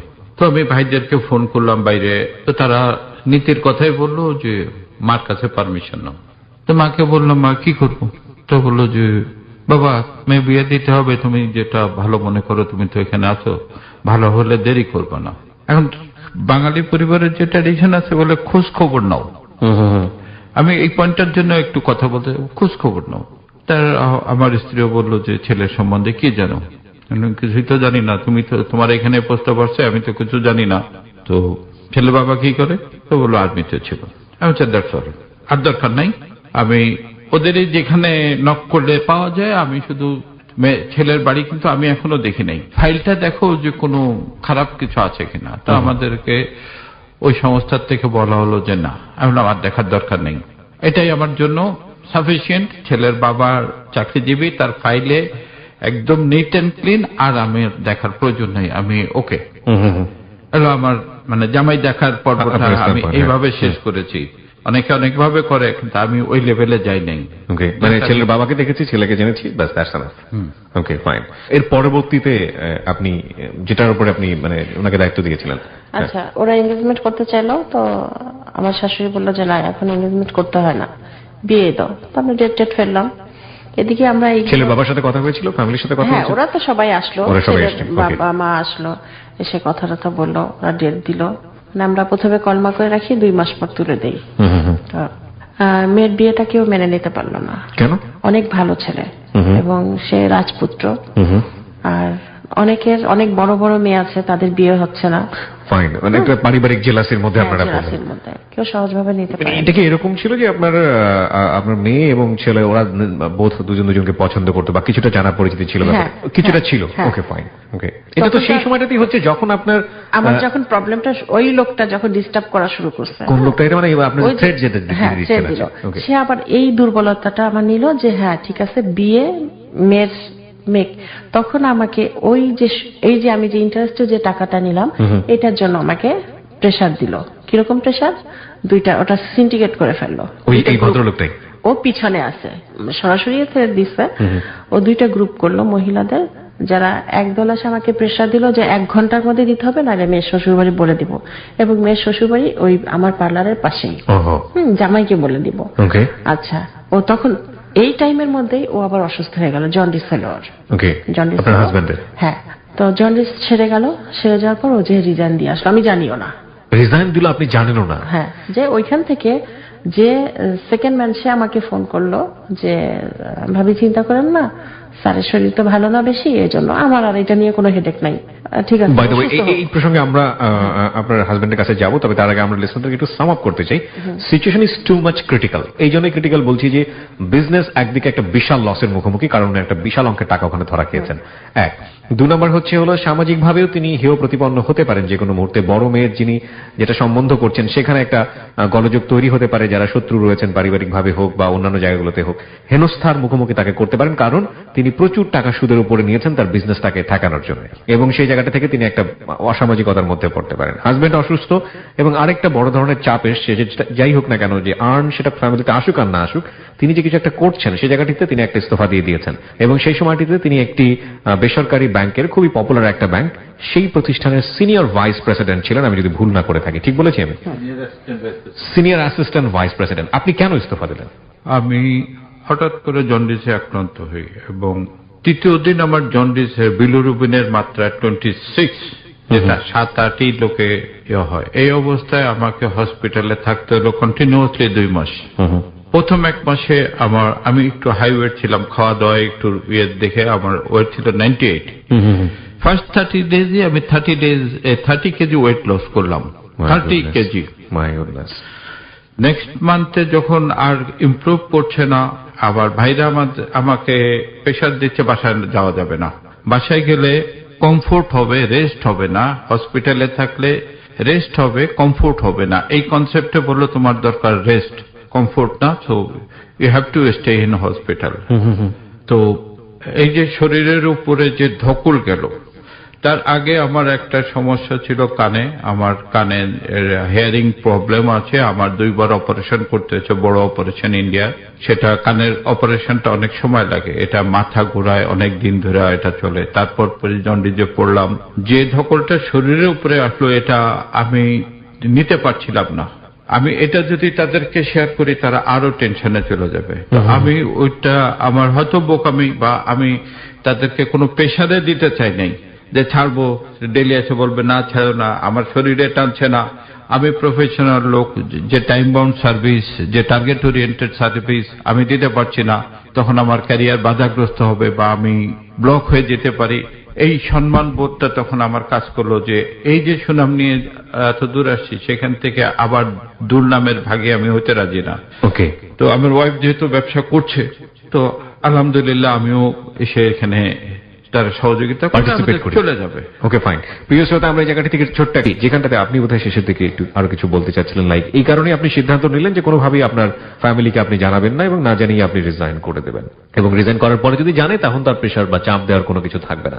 এই ফাঁকে আপনার স্ত্রী যে এত বড় একটা অঙ্ক লসের মুখে পড়েছে এবং এত টাকা যে সুদে সে নিয়েছে, আপনি একটু আমাকে বলবেন রুমা, কত টাকা আপনি সুদের উপর নিয়েছিলেন? আমার একসাথে কিন্তু নেওয়া হয় না। আমি বলি, আমাকে কেউ 5 লাখ টাকা একসাথে দেয়নি। 1 লাখ টাকা দিছে, 20,000 টাকা রেখে দিছে, লাখ 15-20 লাখের মতো। 15-20 এর মধ্যে আপনার আত্মীয় স্বজন ছিল? না, আত্মীয় স্বজন ছিল। ছিল। এই টাকাটা কি আপনি জানতেন, এই অ্যামাউন্টটা আপনার স্ত্রী এরকম একটা টাকা লস খেয়েছে এবং এত টাকা সুদের উপর নিয়েছে? জানছে, কখন জানছে সেটা ওই সময়টাতে জানেন কিনা আমি একটু শুনি আপনার কাছে।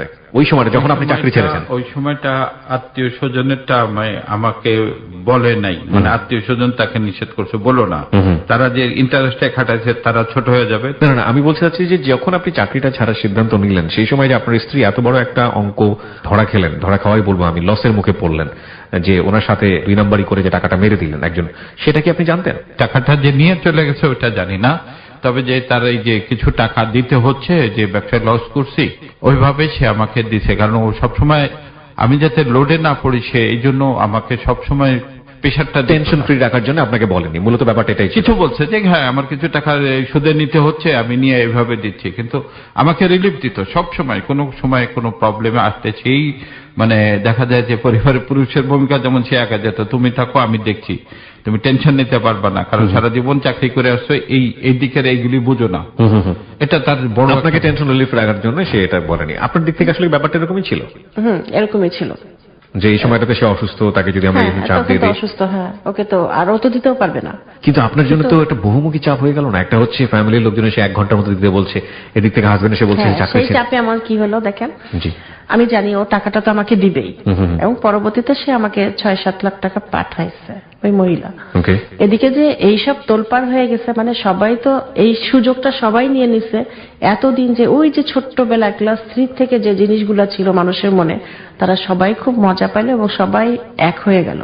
এক হয়ে যে 2টা ফ্যামিলিকে, এইটা ও বলতে পারবে ভালো, এটা সেই সময়টা আমি স্টক করলাম। কি হলো ঘটনাটা আপনার মুখ থেকে শুনি? হ্যাঁ, আমি যে জানি না তা না বলা তো মিথ্যা হবে। আমাকে বলছে কিছু, কারণ লোড না দেওয়ার জন্য বলছে, কিন্তু ওর পরে যে চাপটা ছিল, সে চাপটা সে আর নিতে রাখতে পারে নাই, সে ব্রেকডাউন করলো। তাকে ডাক্তার ঘুমের ওষুধ খাওয়া, মানে প্রেশার 160, তখন পার্লারে যায় না। তখন আমি টের পাইলাম যে এই অবস্থা। তখন পার্লারে যেহেতু যাচ্ছে না, বাসায় তখন লোকজন খুঁজতে আসলো। তারপরে বলবো যে আমার ওয়াইফের যেটা গুণ, ওই অবস্থায় কিন্তু বলে ভাইকে কিছু বলে না, তোমরা আমার এখানে আসো। ওই ঘরের ভিতরে বসে সে কিন্তু লোড আমাকে দেয়নি, ওদেরকে ট্যাকল দেওয়ার চেষ্টা করছে। এখন বাসায় আসা শুরু হলেই তাদেরকে সাহসটা বেড়ে গেছে অনেক, এদের এক্সেস আছে। ওকে, ওর দুর্বলতাই ওর জন্য কাল হয়েছে। ও মানে এত বেশি আমাকে পছন্দ করতো, মানে একটা টোকা লাগুক সে চাইতো না। আমি স্বামী হলেও সে আমাকে শেল্টারে রাখার চেষ্টা করতো যে তোমার অপমান আমি নিতে পারবো না। ও ওইটা ট্যাকেল দিতে সাহস করছিল যে পারবো, কিন্তু সে পারে নাই, কারণ পিছনে যে ভূমিকা যাদের ছিল তারা সিন্ডিকেট করা, যেভাবে আমি বললাম যে আমি সংস্থাগুলির নাম বলবো না, আমি তাদেরকে দিয়ে পরে দেখিয়েছি। তারা বললো যে একটা সিন্ডিকেট ক্রিয়েট হয়েছে, টাকা দিয়ে মারা গেছে যে 20 লাখ না 25 লাখ, এই মহিলা 3 কোটি টাকা নিয়েছে বাংলাদেশ থেকে। 3 কোটি টাকা নিয়েছে, 5 লাখ কি 7 লাখ টাকার মাল ধরায় দিয়েছে পুলিশ দিয়া, সাংবাদিকদের দিয়ে পত্রিকায় প্রকাশ করেছে 3 কোটি, বলে জায়েজ করে নিল যে আমার মাল সব ধরা পড়ছে। তারপরে সে দেশ ছেড়ে চলে গেল।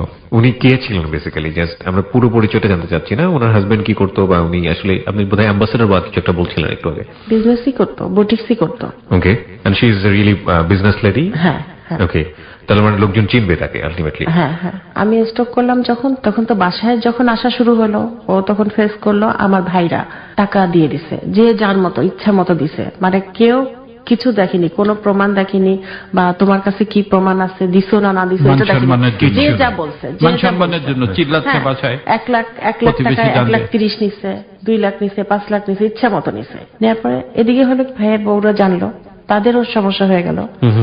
আর একদিন ঈদের দিন আমার ওইখানে, আমার আন্ডারে কিছুদিন কাজ করছে সে তার বয়ফ্রেন্ড নিয়ে আসলো। নিয়ে এসে সে মহিলা ঈদের দিন, এটা বলতে অবশ্য নিষেধ করছে, তো বলি অস্ত্র ঠেকায়। সে বলল যে 10 লাখ টাকা পাই, 10 লাখ টাকা দিতে হবে। মানে আপনাকে অস্ত্র ঠেকিয়ে বললো? তাহলে আমি তো পুরা তখন কাকে অস্ত্র ঠেকেছে সে? মানে আপনাকে অস্ত্র হ্যাঁ, ঠেকেছে? ঈদের কি দিন কাহিনীটা কি সকালে ছিল? আপনি আমাদেরকে জাস্ট সামারিটা বলেন। হ্যাঁ, তুমি বলো। পাওনাদাররা তো টাকার চাপ দিবে, এটা স্বাভাবিক। একে আমি চিনিও না। ওই মেয়েটা যার ম্যানেজার ছিল তার বয়ফ্রেন্ডকে নিয়ে ঈদের দিন ড্রিঙ্ক করে বাসায় চলে আসলো, একটা বিরাট সিন ক্রিয়েট। এখন আমরা তো ভিকটিম, আমরা যতই বুঝাইতে চেষ্টা করি তারা তো মানবে না, তারা তো প্রেশার ক্রিয়েট করতেছে। তখন আমি ওর ভাইকে ডাকলাম, তো কথা হলো 10 লাখ টাকার চেক দিতে হবে, টাকা পাবে 5 লাখ। 10 লাখ টাকার চেক দিতে হবে সুদের, 5 লাখ হলে সে ওই 10 লাখ টাকা ফেরত দিবে, কিন্তু যদি আমরা না দিই তাহলে ওই জন্য ওটা প্রমাণস্বরূপ সে রেখে দিবে, নাহলে মানবে না। তখন আমার ওয়াইফের ভাই বললো যে তুমি দিয়ে দাও চেক। তার আগে কিন্তু আমার কোনো চেকের ব্যাপার ছিল না, যতটুক চেক তার ওইখান থেকে আরো কিছু ওর কাছে শুনতে হবে যে পার্লার থেকে কিভাবে নিল। তো আমি তখন, মানে ঈদের দিন আমার বাচ্চা ভয়ে কাঁদতেছে, বাসার মধ্যে হুলস্থুল, মদ খায়, মাতাল যা বলে, যে সমস্ত স্ল্যাং ল্যাঙ্গুয়েজ। তো বলার পরেও আমি বললাম ভাই আমি কি দিব? তো বললো ঠিক আছে দাও। তো 4,80,000 টাকা তাকে, মানে 5 লাখ 10 লাখ টাকা চেক দিলাম। দেওয়ার পরে একসাথে টাকা পাই নাই, 4,80,000 দিলাম আমার অ্যাকাউন্টের চেকে। সে নিয়ে নিল, তুলে নিয়ে বললো যে, আমি বললাম ওইটা ফেরত দেন। বলে 20,000 বাকি আছে, 20,000 টাকা আপনি যখন দিবেন তখন ওই 5 লাখও দিবে, এই 5 লাখও ফেরত দিব। পাশে কেউ নাই, সেটা আমার ওয়াইফ বলবে কি কারণে, মানে আরো তো সিনারিও আছে। জি, আমি একটা যেটা বুঝতে পারছি যে টাকার অঙ্কে এখানে সব দিক থেকে জটিলতা তৈরি হয়েছে, এবং আপনারা যখন ভিকটিম হয়ে গেছেন তখন আলটিমেটলি যে পেত সে পেতই, আর যে পেত না সেও পাচ্ছে আপনাদের কাছ থেকে, এরকম একটা ব্যাপার। মানে একজন 5 জনকে নিয়ে আসলো, রাইট। এবং উপরে যে ছিল যে আমার দুলা ভাই, তার মুখের কথা কিন্তু বিরাট একটা ব্যাপার ছিল, যে তার অ্যাপার্টমেন্ট। জি, সে যদি ডেকে বলে যে না ঠিক আছে আমি শুনি কি প্রবলেম, কি আসলে প্রবলেম একটা হয়ে গেছে, ইটস ওকে, ও সুস্থ হোক, আমরা ওর কাছে শুনি আসলে ব্যাপারটা কি, তারপরে সে দিবে। সে কিন্তু আসে, এই সাপোর্টটা পাননি আপনি? না। ওকে, এবং কারো কাছ থেকেই পাইনি, যেটা আসার আপনার ফ্যামিলি মেম্বারদের কাছ থেকে। আমার ভাই আসছে, সে আমার মেজো ভাই, বিশেষ করে আমার আরেক ভাইও যে ব্যাংকে চাকরি করে, সেও বেশ কিছু টাকা দিছে। মানে সবই সুদ হিসাবেই নিছে তারা, কোনো আসল না, কোনো ডকুমেন্টস ফেরত দেয়নি, কিছু না। লাস্টের দিকেও কিছু স্ট্যাম্প লিখছিল, কিন্তু সেইগুলা আমাদের বাসায় লাস্টের দিকে লুটপাট হয়ে গেল। কিভাবে লুটপাট হলো আমি বলি। এইবার হুমকি দিল, বড় মেয়ে তো গেছেই, বড় মেয়ের জন্য ঢোকা হলো সুদে। এইবার হুমকি দিল ছোটটাকে নিয়ে যাবে। ছোটটা তো এই 5-6 বছরে নষ্ট হয়ে গেছে চেহারা। আমি একটু বাই দ্য ওয়ে আমি একটু জানতে চাই যে বড় মেয়ের কি বিয়ে হয়ে গেল? হ্যাঁ, বিয়ে হয়ে গেল। বিয়ের পরে জামাই কি জানতে পারলো? যে হ্যাঁ, জামাই জানতে পারলো। জানার পরে সে কিভাবে ট্যাকল করলো, সেই বিষয়টা কিভাবে নিল? না, ও খুবই ভালো ছেলে, এবং ওর ফ্যামিলি আমাকে অনেক বড় সাপোর্ট দিছে। That's really awesome. হ্যাঁ, এবং ওকে এরকমও বলে যে আমাদের কাছ থেকে টাকা নিয়ে তোমার ফ্ল্যাট কিনে দিছে। টাকা হলো 10 লাখ টাকা, সেই টাকাকে বানায় ফেলছে 1 কোটি টাকা পায়, এবং মুখে মুখে রটাই দিল রুমা চলে যাচ্ছে, বাইরে চলে যাচ্ছে, কানাডা চলে যাচ্ছে। এবং আত্মীয় স্বজন সবাই তখন, এই যে আমি যে একটা মানে ওই ফেরেস্তার থেকে একদম ডাস্টবিন হয়ে গেলাম। তাদের যত কলঙ্ক সব আমার মধ্যে। এখানে ভুল কেউ টাকা- যদি একটু পয়েন্ট করি, ভুল যদি কোনো কিছু আপনি আপনার জায়গা থেকে ফিল করেন যে আপনার যখন আপনি কারো কাছ থেকে ধার করছেন, লাইক 5 টাকা নেন 10 টাকা নেন, এটা একটা ডকুমেন্টস তো থাকা উচিত ছিল। এই ডকুমেন্টসটা কি আপনার কাছে ছিল না? ছিল তো, আমার তো লুটপাট হয়ে গেছে। আমি যখন স্টক করলাম না, তখন তো পার্লার ভাঙচুর করে ওইখান থেকে সব নিয়ে গেছে। কে নিয়েছে এগুলা? ওই যে যার কথা বললাম, ও মাস্তান, যিনি আপনাদের জি। না নাম বলার দরকার নাই, আপনাদেরকে যে এলাকার যে মাস্তান হুমকি দিয়েছিল সেই আলটিমেটলি কাজটা করে। সাথে যে মহিলারা আছে তারাও সাথে ছিল, এবং আর কে ছিল আমি বলতে পারবো না। আত্মীয় স্বজনের মধ্যে যেটা আমি সবসময় মনে করি, ভিতর থেকে যে কাজটা করছে, যে কথাগুলো আমাকে ডুবাইছে, সেটা হলো আমার যে ভাইয়ের মেয়েটা, যে আমি যাকে নিয়ে আসছিলাম খুলনা থেকে, যাকে মানে আমি বিয়ে, তার কিন্তু ভালো বিয়ে হয়েছে, কিন্তু জেলাসটা তার আমার সাথে ছিল না, আমার মেয়ের সাথে। ও মনে করলো কি ওর বেশি ভালো বিয়ে হয়েছে, কিন্তু ওর হাজবেন্ড ভালো চাকরি করে, ব্যাংকে চাকরি করে, ধানমন্ডিতে 5 তলা বাড়ি, কিন্তু ও অপপ্রচার ও শুরু করলো। প্লাস আমার শ্বশুর বাড়ি, আমার দেবর, আমার ভাসুর সবাই একসাথে, আমি ভিকটিম হয়ে গেলাম, এবং তারা যা খুশি তাই বলা শুরু করলো। আমি একটা ঘটনা বলি, কমেন্ট করবো না, ঘটনাতে আমি যাব। আমার এই ধরনের মন্তব্য করাটা আপনার কাছে কেমন লাগবে জানি না। না, আপনি হিন্দি সিরিয়াল দেখেন? হিন্দি সিরিয়াল দেখেন? না, আমি কোনোদিন দেখতাম কোনোদিন না। দেখেন না? আমি কোনোদিন দেখতাম না। আমি বলি ঘটনাটা, আমার শাশুড়ি দেখতো সাজবি কাবি বহুতি। আমি Okay. জীবনে যা যা চিন্তা করছি সব আমার জীবনে ঘটে গেছে। তা আমারে বলতো কি, দেখো খুব সুন্দর। তা আমি দেখে ভাবতাম কি, এটা কি কখনো হয়? আত্মীয় স্বজন এরকম করতে পারে, ভাই বোন এরকম করতে পারে? তো আমার এই যখন এরা আসা শুরু করলো, উপরেও চলে যেত, আমার বোনের বাসায় চলে যেত, ওরা ওদের সেভ করার জন্য ওরা উল্টা বলে দিত কি, হ্যাঁ আমাদের কাছে 1 বছর আমরা আবার ভাড়া দিতে পারতেছিলাম না, যেহেতু বোন। ওরা শুরু করলো যে আমরাই তো পাই ওদের কাছে। এটা আমার জন্য আরো কাল হলো। মানে আলটিমেটলি আমার কাছে যেটা বলছিলাম যে হিন্দি সিরিয়াল এই ধরনের ঘটনা ঘটে, এবং দ্যাট কাইন্ড অফ কমপ্লেক্সিটি আপনার লাইফে ঘটে যাচ্ছে চতুর্পাশ থেকে, মানে মানে কত ক্যারেক্টার। আচ্ছা, আপনি যেটা কোন একটা ঘটনার কথা বলতে চাচ্ছিলেন? আমি এই ঘটনার সময় মানে এরকম প্রবলেম, তার মধ্যে একদিন আমি বনানীতে গেলাম আমার দেবরের বাসায়। আমার শাশুড়িকে বললাম, মা এই অবস্থা, খুব তো খারাপ অবস্থা। তো আমার শাশুড়ি তখন করলো কি, ওর হাতে 2টা চুড়ি ছিল, চুড়িটা খুলে দিয়ে বললো কি, বৌমা এই 2টা তুমি নাও। আর আমাকে দেখে, ওর আবার ওই যে ভাইয়ের বউটা, সে খুবই অন্য টাইপের, সে কোনো গেস্ট টেস্ট অ্যালাউ করে না, কিছু না, আমাকে দেখে ও চলে গেছে বাইরে। তখন আমার শাশুড়ি বললো কি, এই 2টা তুমি নাও, আর আমার আরো অর্নামেন্টস আছে ওর কাছে রাখা, তা ও আসলে আমি দিব। তখন আমি বলছি কি, না মা দরকার নাই, আমি এটাই নেই। সাথে সাথে ওকে ওইখান থেকেই ফোন করছি, মা এটা দিতে চাচ্ছে, আমি কি নিব? তাও বলছে যে হ্যাঁ নাও। এনে আমি ওটা বন্ধক দিয়ে টাকা দিলাম। আমি জানি টাকা পাবো, টাকা পেয়ে তাকে দিব। এই কথাটা কিভাবে প্রচার করলো যে আমি আমার শাশুড়িকে ধরে শোয়ায় জোর করে হাত থেকে চুরি খুলে নিয়ে আসছি। So sad, so sad.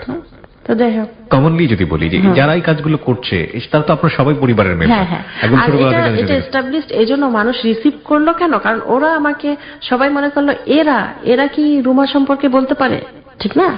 এটা হয় না, জিনিসটা এটা হয় না। এরা যেটা বলবে সেটাই তো সত্য, সেটাই তো সত্য, রাইট? হ্যাঁ। ওদের বোনের জামাই অসুস্থ, তার প্রবলেম, তার বোনের কাছ থেকে গয়না নিছে, গয়না নিয়ে সে কি চালায় দিল, শাশুড়ি গয়না খোঁজে, তখন চালায় দিল কি, রুমা ভাবির প্রবলেম তো ওনাকে দিছি। বাস তারা বিশ্বাস করলো, যেহেতু রুমাকে ওরা অনেক ভালোবাসে, দিছে, কিন্তু দিছে কিন্তু তার বোনকে, আমার নাম চালায় দিল। এরকম ঘটনাগুলি এইভাবে হতে থাকলো। তার মধ্যে ছোট মেয়েকে এবার শুরু হলো, ছোট মেয়ের উপরে ছোট মেয়ে তুলে নিয়ে যাবে। মানে এই মাস্তান এখনো হুমকি দিয়ে যাচ্ছিল। এবার মহিলারা, মাস্তান তো পিছনে, পাশে একটা মহিলা 20,000 টাকা পায়, ঠিক আছে? সে বাসায় আসলো, আমি কি কোনো এখানে সে যেটা বলছে বলতে পারবো? জি প্লিজ, জি প্লিজ। সে সোজা বললো, টাকা দে, 25,000 দিবি, 20,000 টাকায় আরো 25,000 টাকা, মানে 45,000 টাকা দিবি, এক্ষুনি দিবি। আমার কিন্তু তখন আমার 3 মাসের, আমি অনেক কিছু বলতে পারবো না, মানে এখন আমি মনে করে আমার গা একদম হিম হয়ে যায়। এখন কিন্তু আমি অসুস্থ, তখন আমি অসুস্থ ছিলাম না। তখন আমি আমাকে মনে হলো কি, আমাকে হিপনোটাইজ করে ফেলছিল। এখন তো দিতে পারবো না। সে বললো যে তোর ছোট মেয়ে আছে না, বলে তোর মেয়েকে এখন নিব, দারোয়ানের কাছে নিয়ে যাব, নিয়ে তোর মেয়ের বুকে হাত দেওয়াবো। ও মাই গড। তার ধানমন্ডিতে ফ্ল্যাট, তার হাজবেন্ড ইঞ্জিনিয়ার। সেই মহিলা আমাকে এই কথা বলে। একদিন আমি স্কুল থেকে ওই বড় মেয়ের বাসায় নিয়ে যেত, ও তখন মনে হয় 6 পড়ে। রাত্রেবেলা ফোন দিস, আম্মু আমি এখানে কেন? ও তখনও আমার হাতে ঘুমায়, তা বলছি কোথায় তুমি? বলে কি আমি তো খুলনায়। তা বলছি তুমি খুলনায় কে নিয়ে গেছে? বলে পাপা নিয়ে আসছে। তা বলছি তাহলে এতক্ষণ পরে ফোন দিলা কেন? বলে কি পাপা আমাকে ঘুমের ওষুধ খাওয়ায়, তারপরে নিয়ে আসছে। আমি তো একদম দিশাহারা, আমি ওকে ফোন দিলাম, কি ব্যাপার, তুমি ওকে নিয়ে গেছো? ও তার আগের ঘটনা বলি, ওই যারা টাকা নিয়ে গেল, ওই যে 5 লাখ টাকা, পরে আবার আমি 12,000 টাকা দিলাম, মাত্র 8,000 টাকা পায়। সে 8,000 টাকায় সে 5 লাখ টাকা কেস দিয়ে দিল। তো ওরা করলো কি, রাত একদিন 3টার সময় আসছে ওর সেই বয়ফ্রেন্ড নিয়ে আর কোন এক দলের নেতা পিচ্চি পোলা এসে, আমি কাজের লোক আর মেয়েটা, আমার বাচ্চা মেয়েটা, ওকে খোঁজে, ও কোথায়? তা আমি তো, ও তো নাই বাসায়। আমি উপরে তাড়াতাড়ি উপরে চলে গেলাম, কি করব আমি তো আর দিশা পাই না। আমার বাচ্চা ঘরে উপরে গেলাম, যে আমার বোনের জামাইকে ডাকলাম, দেখি যে আমার বোন কাঁদতেছে এবং ছেলের বউ, এই ছেলের বউটাকে আমি বিয়ে ঠিক করে দিই। তো এই ছেলের বউ আর তার হাজবেন্ড দুজনে বকতেছে আমার বোনকে, আমার ব্যাপার নিয়ে আমি বুঝছি। তারপরে আমি আমার দুলা ভাইকে বললাম যে আপনি একটু নিচে আসবেন, আমার তো এরকম, ও তো নাই, ওদের একটু বলেন কালকে সকালে আসুক, ও আসলে আসুক। তাহলে বলে না, আমি যাবো না। তারপর আমি অনেক রিকোয়েস্ট করার পর সে আসলো, ওরা চলে গেল। ও যখন মেয়ে নিয়ে গেছে আর কি, তখন ও বললো কি মেয়ে নিতে গেলে আসতে হবে। তখন আমি একদম শূন্য এবং দেয়া টেয়া সব শেষ, লুটপাট শেষ। আমি একটু ইন্টারাপ্ট করছি আপনাদেরকে। মেয়ে নিতে গেলে আসতে হবে মানে মেয়ে তো বাবাই নিয়ে গেছে, এখানে নিতে গেলে আসতে হবে মানে ঠিক বুঝতে আমি পারছি না। নিতে যাবো তাই ওকে তো তখন আলাদা করে ফেলছে, মানে ও পুরো মানসিক ভাবে মানে ওকেও সরায় ফেলছে। By the way, this is a very important point. Misguided করে ফেলছে। মিসগাইড করে ফেলেছে আপনার কাছ থেকে, আমার ওনার ফ্যামিলি, ওর ফ্যামিলি, আপনার কাছ থেকে এবং শুনতে দুই চাই। ফ্যামিলিকে এটা this is a very important point, প্রিয় শ্রোতা। আমি আবার একটু সাম আপ করতে চাই আপনাদেরকে। গল্পটা আসলে যেভাবে এগোচ্ছে একটা শান্ত নদীর স্রোতের মতো, but this is very very interesting story. যেটা হচ্ছে বিজনেসে লস, একটা সময় কিন্তু প্রচুর প্রচুর অ্যামাউন্ট অফ মানি যেটা তারা তাদের বিজনেসে ইনকাম করছিল, সেই সময়টাতে দুটো পয়েন্ট। একটা হচ্ছে যে মোর্শেদ নামের যিনি আছেন, রুমার হাজবেন্ড, তার বাবার ক্যান্সারের ট্রিটমেন্টের জন্য একটা হিউজ অ্যামাউন্ট অফ মানি তার জায়গাটা থেকে গিয়েছে, এবং একই সাথে একটা বড় অঙ্কের টাকা, প্রায় 30 থেকে 40 লাখের মতো টাকা বা তারও বেশি টাকাটা কিন্তু তিনি বিজনেসে, মানে রুমা বিজনেসে ধরা গিয়েছেন। এই টাকাটাকে কভার করতে গিয়ে তিনি বিভিন্ন জায়গা থেকে হাত পেতে বড় অঙ্কের সুদে বিভিন্ন জায়গা থেকে লোন নিয়েছেন, এবং যেসব মানুষদের কাছ থেকে তিনি লোন নিয়েছেন সেই জায়গাগুলো কোনো না কোনো ভাবে করাপ্টেড ছিল। তারা তাকে বিভিন্নভাবে হেনস্থা করার চেষ্টা করেছে within a very short time, এবং সেটা ধকল সে নিতে পারেনি, পারিবারিকভাবে হেনস্থার শিকার হচ্ছে। প্রথম ধকলটা গিয়েছে বড় মেয়ের উপর দিয়ে, দ্বিতীয় ধকল তার নিজের উপর দিয়ে শারীরিক অসুস্থতা, এবং তৃতীয় ধকল, সবচেয়ে বড় ধকল যেটা, সেটা হচ্ছে তার হাজবেন্ডকে তার কাছ থেকে সরিয়ে ফেলা, এবং সে কাজটা কিভাবে হয়েছে সেটা আমরা তার কাছ থেকে শুনবো। বলুন। তার আগের কিছু ঘটনা তার কাছ থেকেই শুনবেন। মানে আমার পার্লার লুট হলো, বাসার থেকে জিনিসপত্র পাওনা দ্বারা নিয়ে যেতে থাকলো এক এক পর এক, ফ্রিজ, টিভি, ওর নিজেরা এসে নিয়ে যাচ্ছিল। হ্যাঁ, যে যার মতো। My goodness. আমি কথা বলতে পারছি না, বলে 30 লাখ টাকা পাবো এই চেক, কিছু বলার নাই। আর আমরা যেহেতু ভিকটিম, আমাদের কাছে চাপ দিচ্ছে, আমার পাশে কেউ দাঁড়ায় নাই। এদিকে বাচ্চা কাঁদতেছে, ওদিকে মা অসুস্থ। এক পর্যায়ে আমি খুব ইনসিকিউর ফিল করা শুরু করলাম। আমি মেয়েকে নিয়ে গেলাম, তার আগের দিন আমাদের ঘরে একটা চাদর, একটা সোফার কুশন, এই আমরা রাত্রে শুয়েছি, আর সবকিছুই মানে গ্যাসের চুলা পর্যন্ত নিয়ে গেল। এটা আপনি বলবেন যে এটা কিভাবে হয়, ধানমন্ডির মতো জায়গায় যেখানে লোকে যাইতে গেলে সাহস পায় না। জি, জি। তারা যখন বুঝলো যে আমরা দুর্বল, আমাদের পাশে কেউ নাই, এবং তারা অনেক দূরদর্শী, তারা আমার দারোয়ানকে প্রচুর পয়সা দিল। আমরা এই হ্যাসেল অ্যাভয়েড করার জন্য মাঝে মাঝে সকালবেলায় ভোরে বেরোয় চলে যেতাম, যে রাত্রে 10টার পরে ফিরবো। কোথাও যে বসে রয়েছি দুজন বাচ্চা নিয়ে, মেয়ের বাসায় পাঠায় দিয়ে আমরা বসে রয়েছি। আমরা 10টায় ঢুকছি, 10টা 5 মিনিটে এসে হাজির ওনাদার। সকালে বেরোয়েছেন, আসেন না, এত রাত্রে আসেন, আমরা কি খবর রাখি না। এদিকে ক্রমাগত হুমকি। তো লাস্ট অবস্থায় এত চাপ, এত হুমকি, বাসায় দেখলাম যে আমাদের মুভমেন্টও তারা ফলো করতেছে। তখন আমি মানসিকভাবে তখন সুস্থ থাকার কথা না। ভাইদেরকে বললাম যে আমি খুব ইনসিকিউর, বাচ্চাটাও ইনসিকিউর, আর তার সম্বন্ধে তো তারা নেগেটিভ অ্যাটিটিউড ওটা বলে নাই। হ্যাঁ, এই নেগেটিভ অ্যাটিটিউড থাকার পরেও বললো তাহলে তুমি এক কাজ করো, আমরা গাড়ি ঠাড়ি দিয়ে দিচ্ছি, তুমি চলে যাও। বাচ্চাটারে দেখলাম যে বাচ্চা বললে তো যাবে না মাকে থুয়ে, কারণ 8 পর্যন্ত মার বুকের উপরে শোয়, দুই পাশে 2 হাত 2 পা দিয়ে। সে মেয়েকে বাবা কখন বাধ্য হলে নিয়ে যায়। তারা বললো তুমি আসো, আমরা দেখছি। তো আমার মনে হয়তো ভুল চিন্তা, অন্যায় চিন্তা হইতে পারে, এটার জন্য আমি ক্ষমা চাচ্ছি। আমি চিন্তা করছি যে যেহেতু আমার থাকার জায়গা নাই, আমি চলে যাই, ওর ভাই বোন তো অন্তত আছে, মানে ওরা যে লাস্টে এই কথাটা বলবে এটা আমার কল্পনায় আসে নাই। যখন আপনি আপনার মেয়েকে নিয়ে চলে গেলেন এরকম একটা সেফ জায়গাটিতে, তখন আপনার স্ত্রীর কাছে কি পরিমাণ অঙ্কের দেনা আনুমানিক আপনি বলুন, কত টাকা পায়? স্টিল ওরকম হিসাব করলে আমার কাছে কোনো টাকা পায় না, আসলে টাকা পায় না, কিন্তু বিভিন্নভাবে আপনাকে ধোঁকাবাজির মধ্যে ফেলে এই কাজগুলো আদায় করে। অলরেডি ওরা সব দিয়ে ফেলছে, আপনার ভাই দিয়েছে, বিভিন্নভাবে থেকে আপনি হেল্প নিয়েছেন। হ্যাঁ, ও মেয়ে যেদিন নিয়ে যায় তার 2-3 দিন আগে বিকালবেলা পুলিশ আসলো। ওকে, মোর্শেদ সাহেব কি আপনি? তো বললো যে হ্যাঁ, ও ড্রয়িং রুমে ছিল। তো বললো আপনার ওয়াইফ? বললো আমিও বের হয়ে আসলাম। তো বললো যে আপনাদের একটু ওসি দেখা করতে বলছে। বলছে, ঠিক আছে। আমার তো ব্রেন কাজ করতেছে না, আমি স্যান্ডেল পরলাম। তো মহিলা পুলিশ ছিল, সে বললো কি আপনি ড্রেস চেঞ্জ করবেন না? বলছি কি না, দেখা করে চলে আসবো, চলেন। উঠলাম, গাড়িতে উঠে চলে গেলাম। যে বসছি, যে দারোগা ছিল সে খুব ভালো বিহেভ করছে আমাদের সাথে।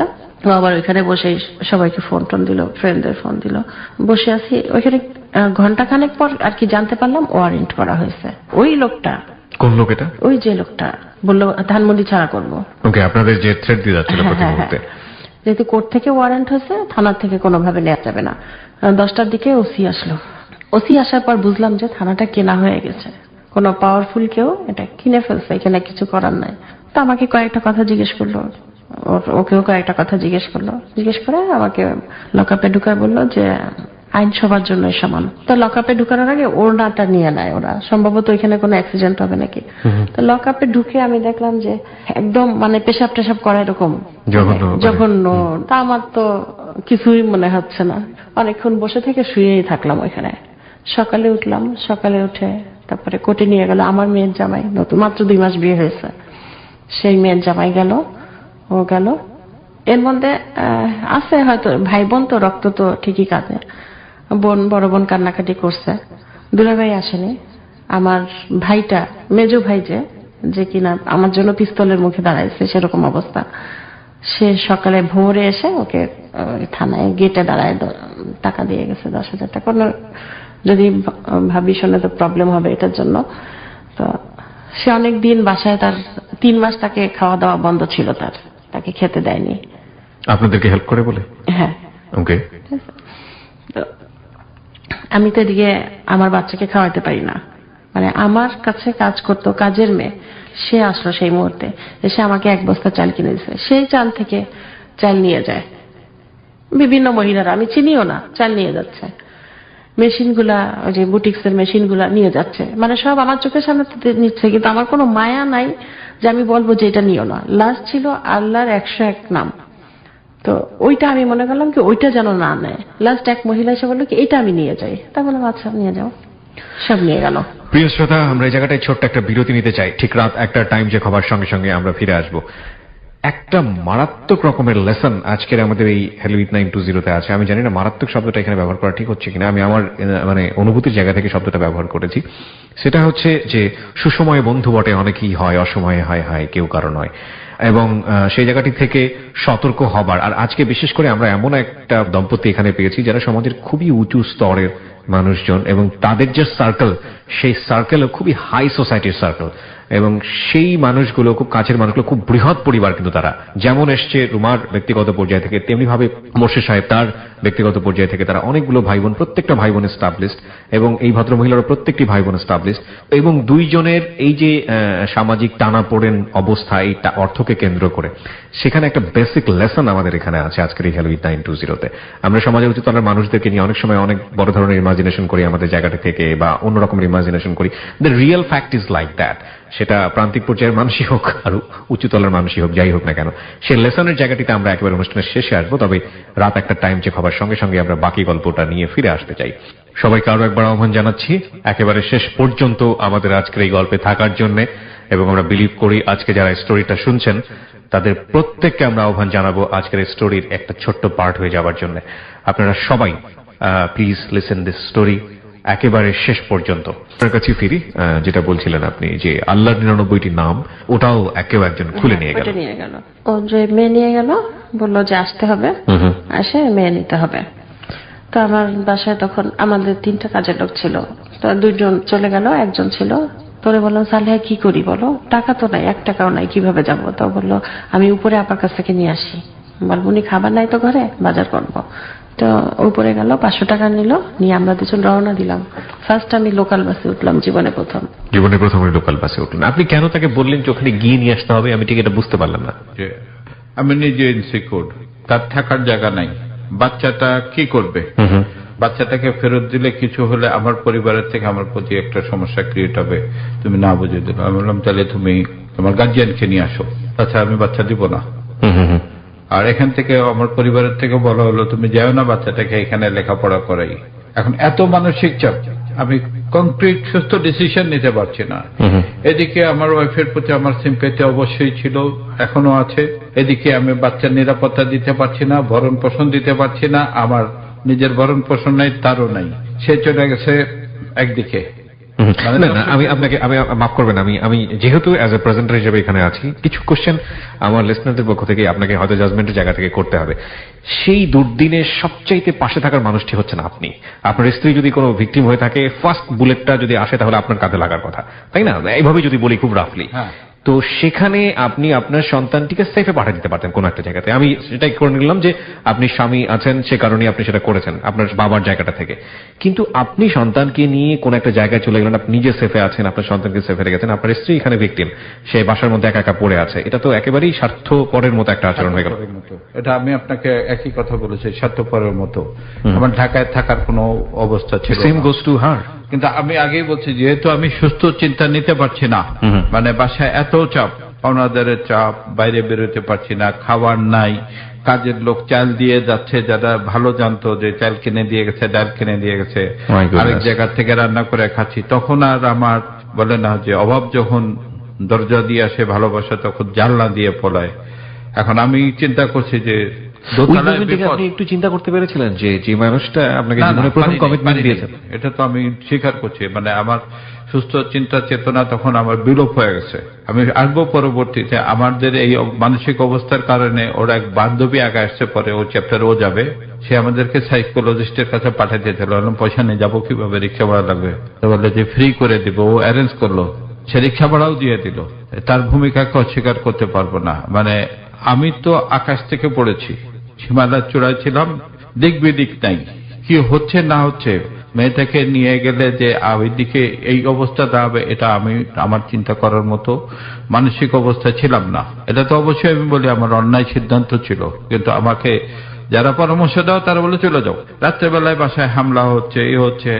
আমার তখন হয়তো স্বার্থপরের মতোই মনে হতে পারে। আমি চিন্তা করছি উপরে কিছু হোক, শেষ পর্যন্ত তো তার ভাই বোন উপরে তাকে আসবেই। পারিপার্শ্বিক চাপে আমাকে এই একটা জীবনের খুব কঠিন এবং বাজে সিদ্ধান্ত আমার। আমি জানি না এই প্রশ্নটা করাটা ঠিক হবে কিনা। এই যে সিদ্ধান্তটা নিয়েছে, আপনি একদম অনেস্টলি ওপিনিয়ন বলবেন, আপনি আপনার স্বামীকে অনেক বেশি ভালোবাসেন, কোনো সন্দেহ নেই। এই ঘটনার পরবর্তীতে আপনি তাকে কখনো একিউজ করা বা মনের জায়গাটি থেকে কষ্ট না পাওয়ার যে ব্যাপারটা, ঠিক আছে আপনি মাফ করে দিয়েছেন বা ওরকম, এটা আপনি পেরেছেন এখন পর্যন্ত? হ্যাঁ, টু বি অনেস্ট আপনি পেরেছেন? হ্যাঁ, অনেস্ট।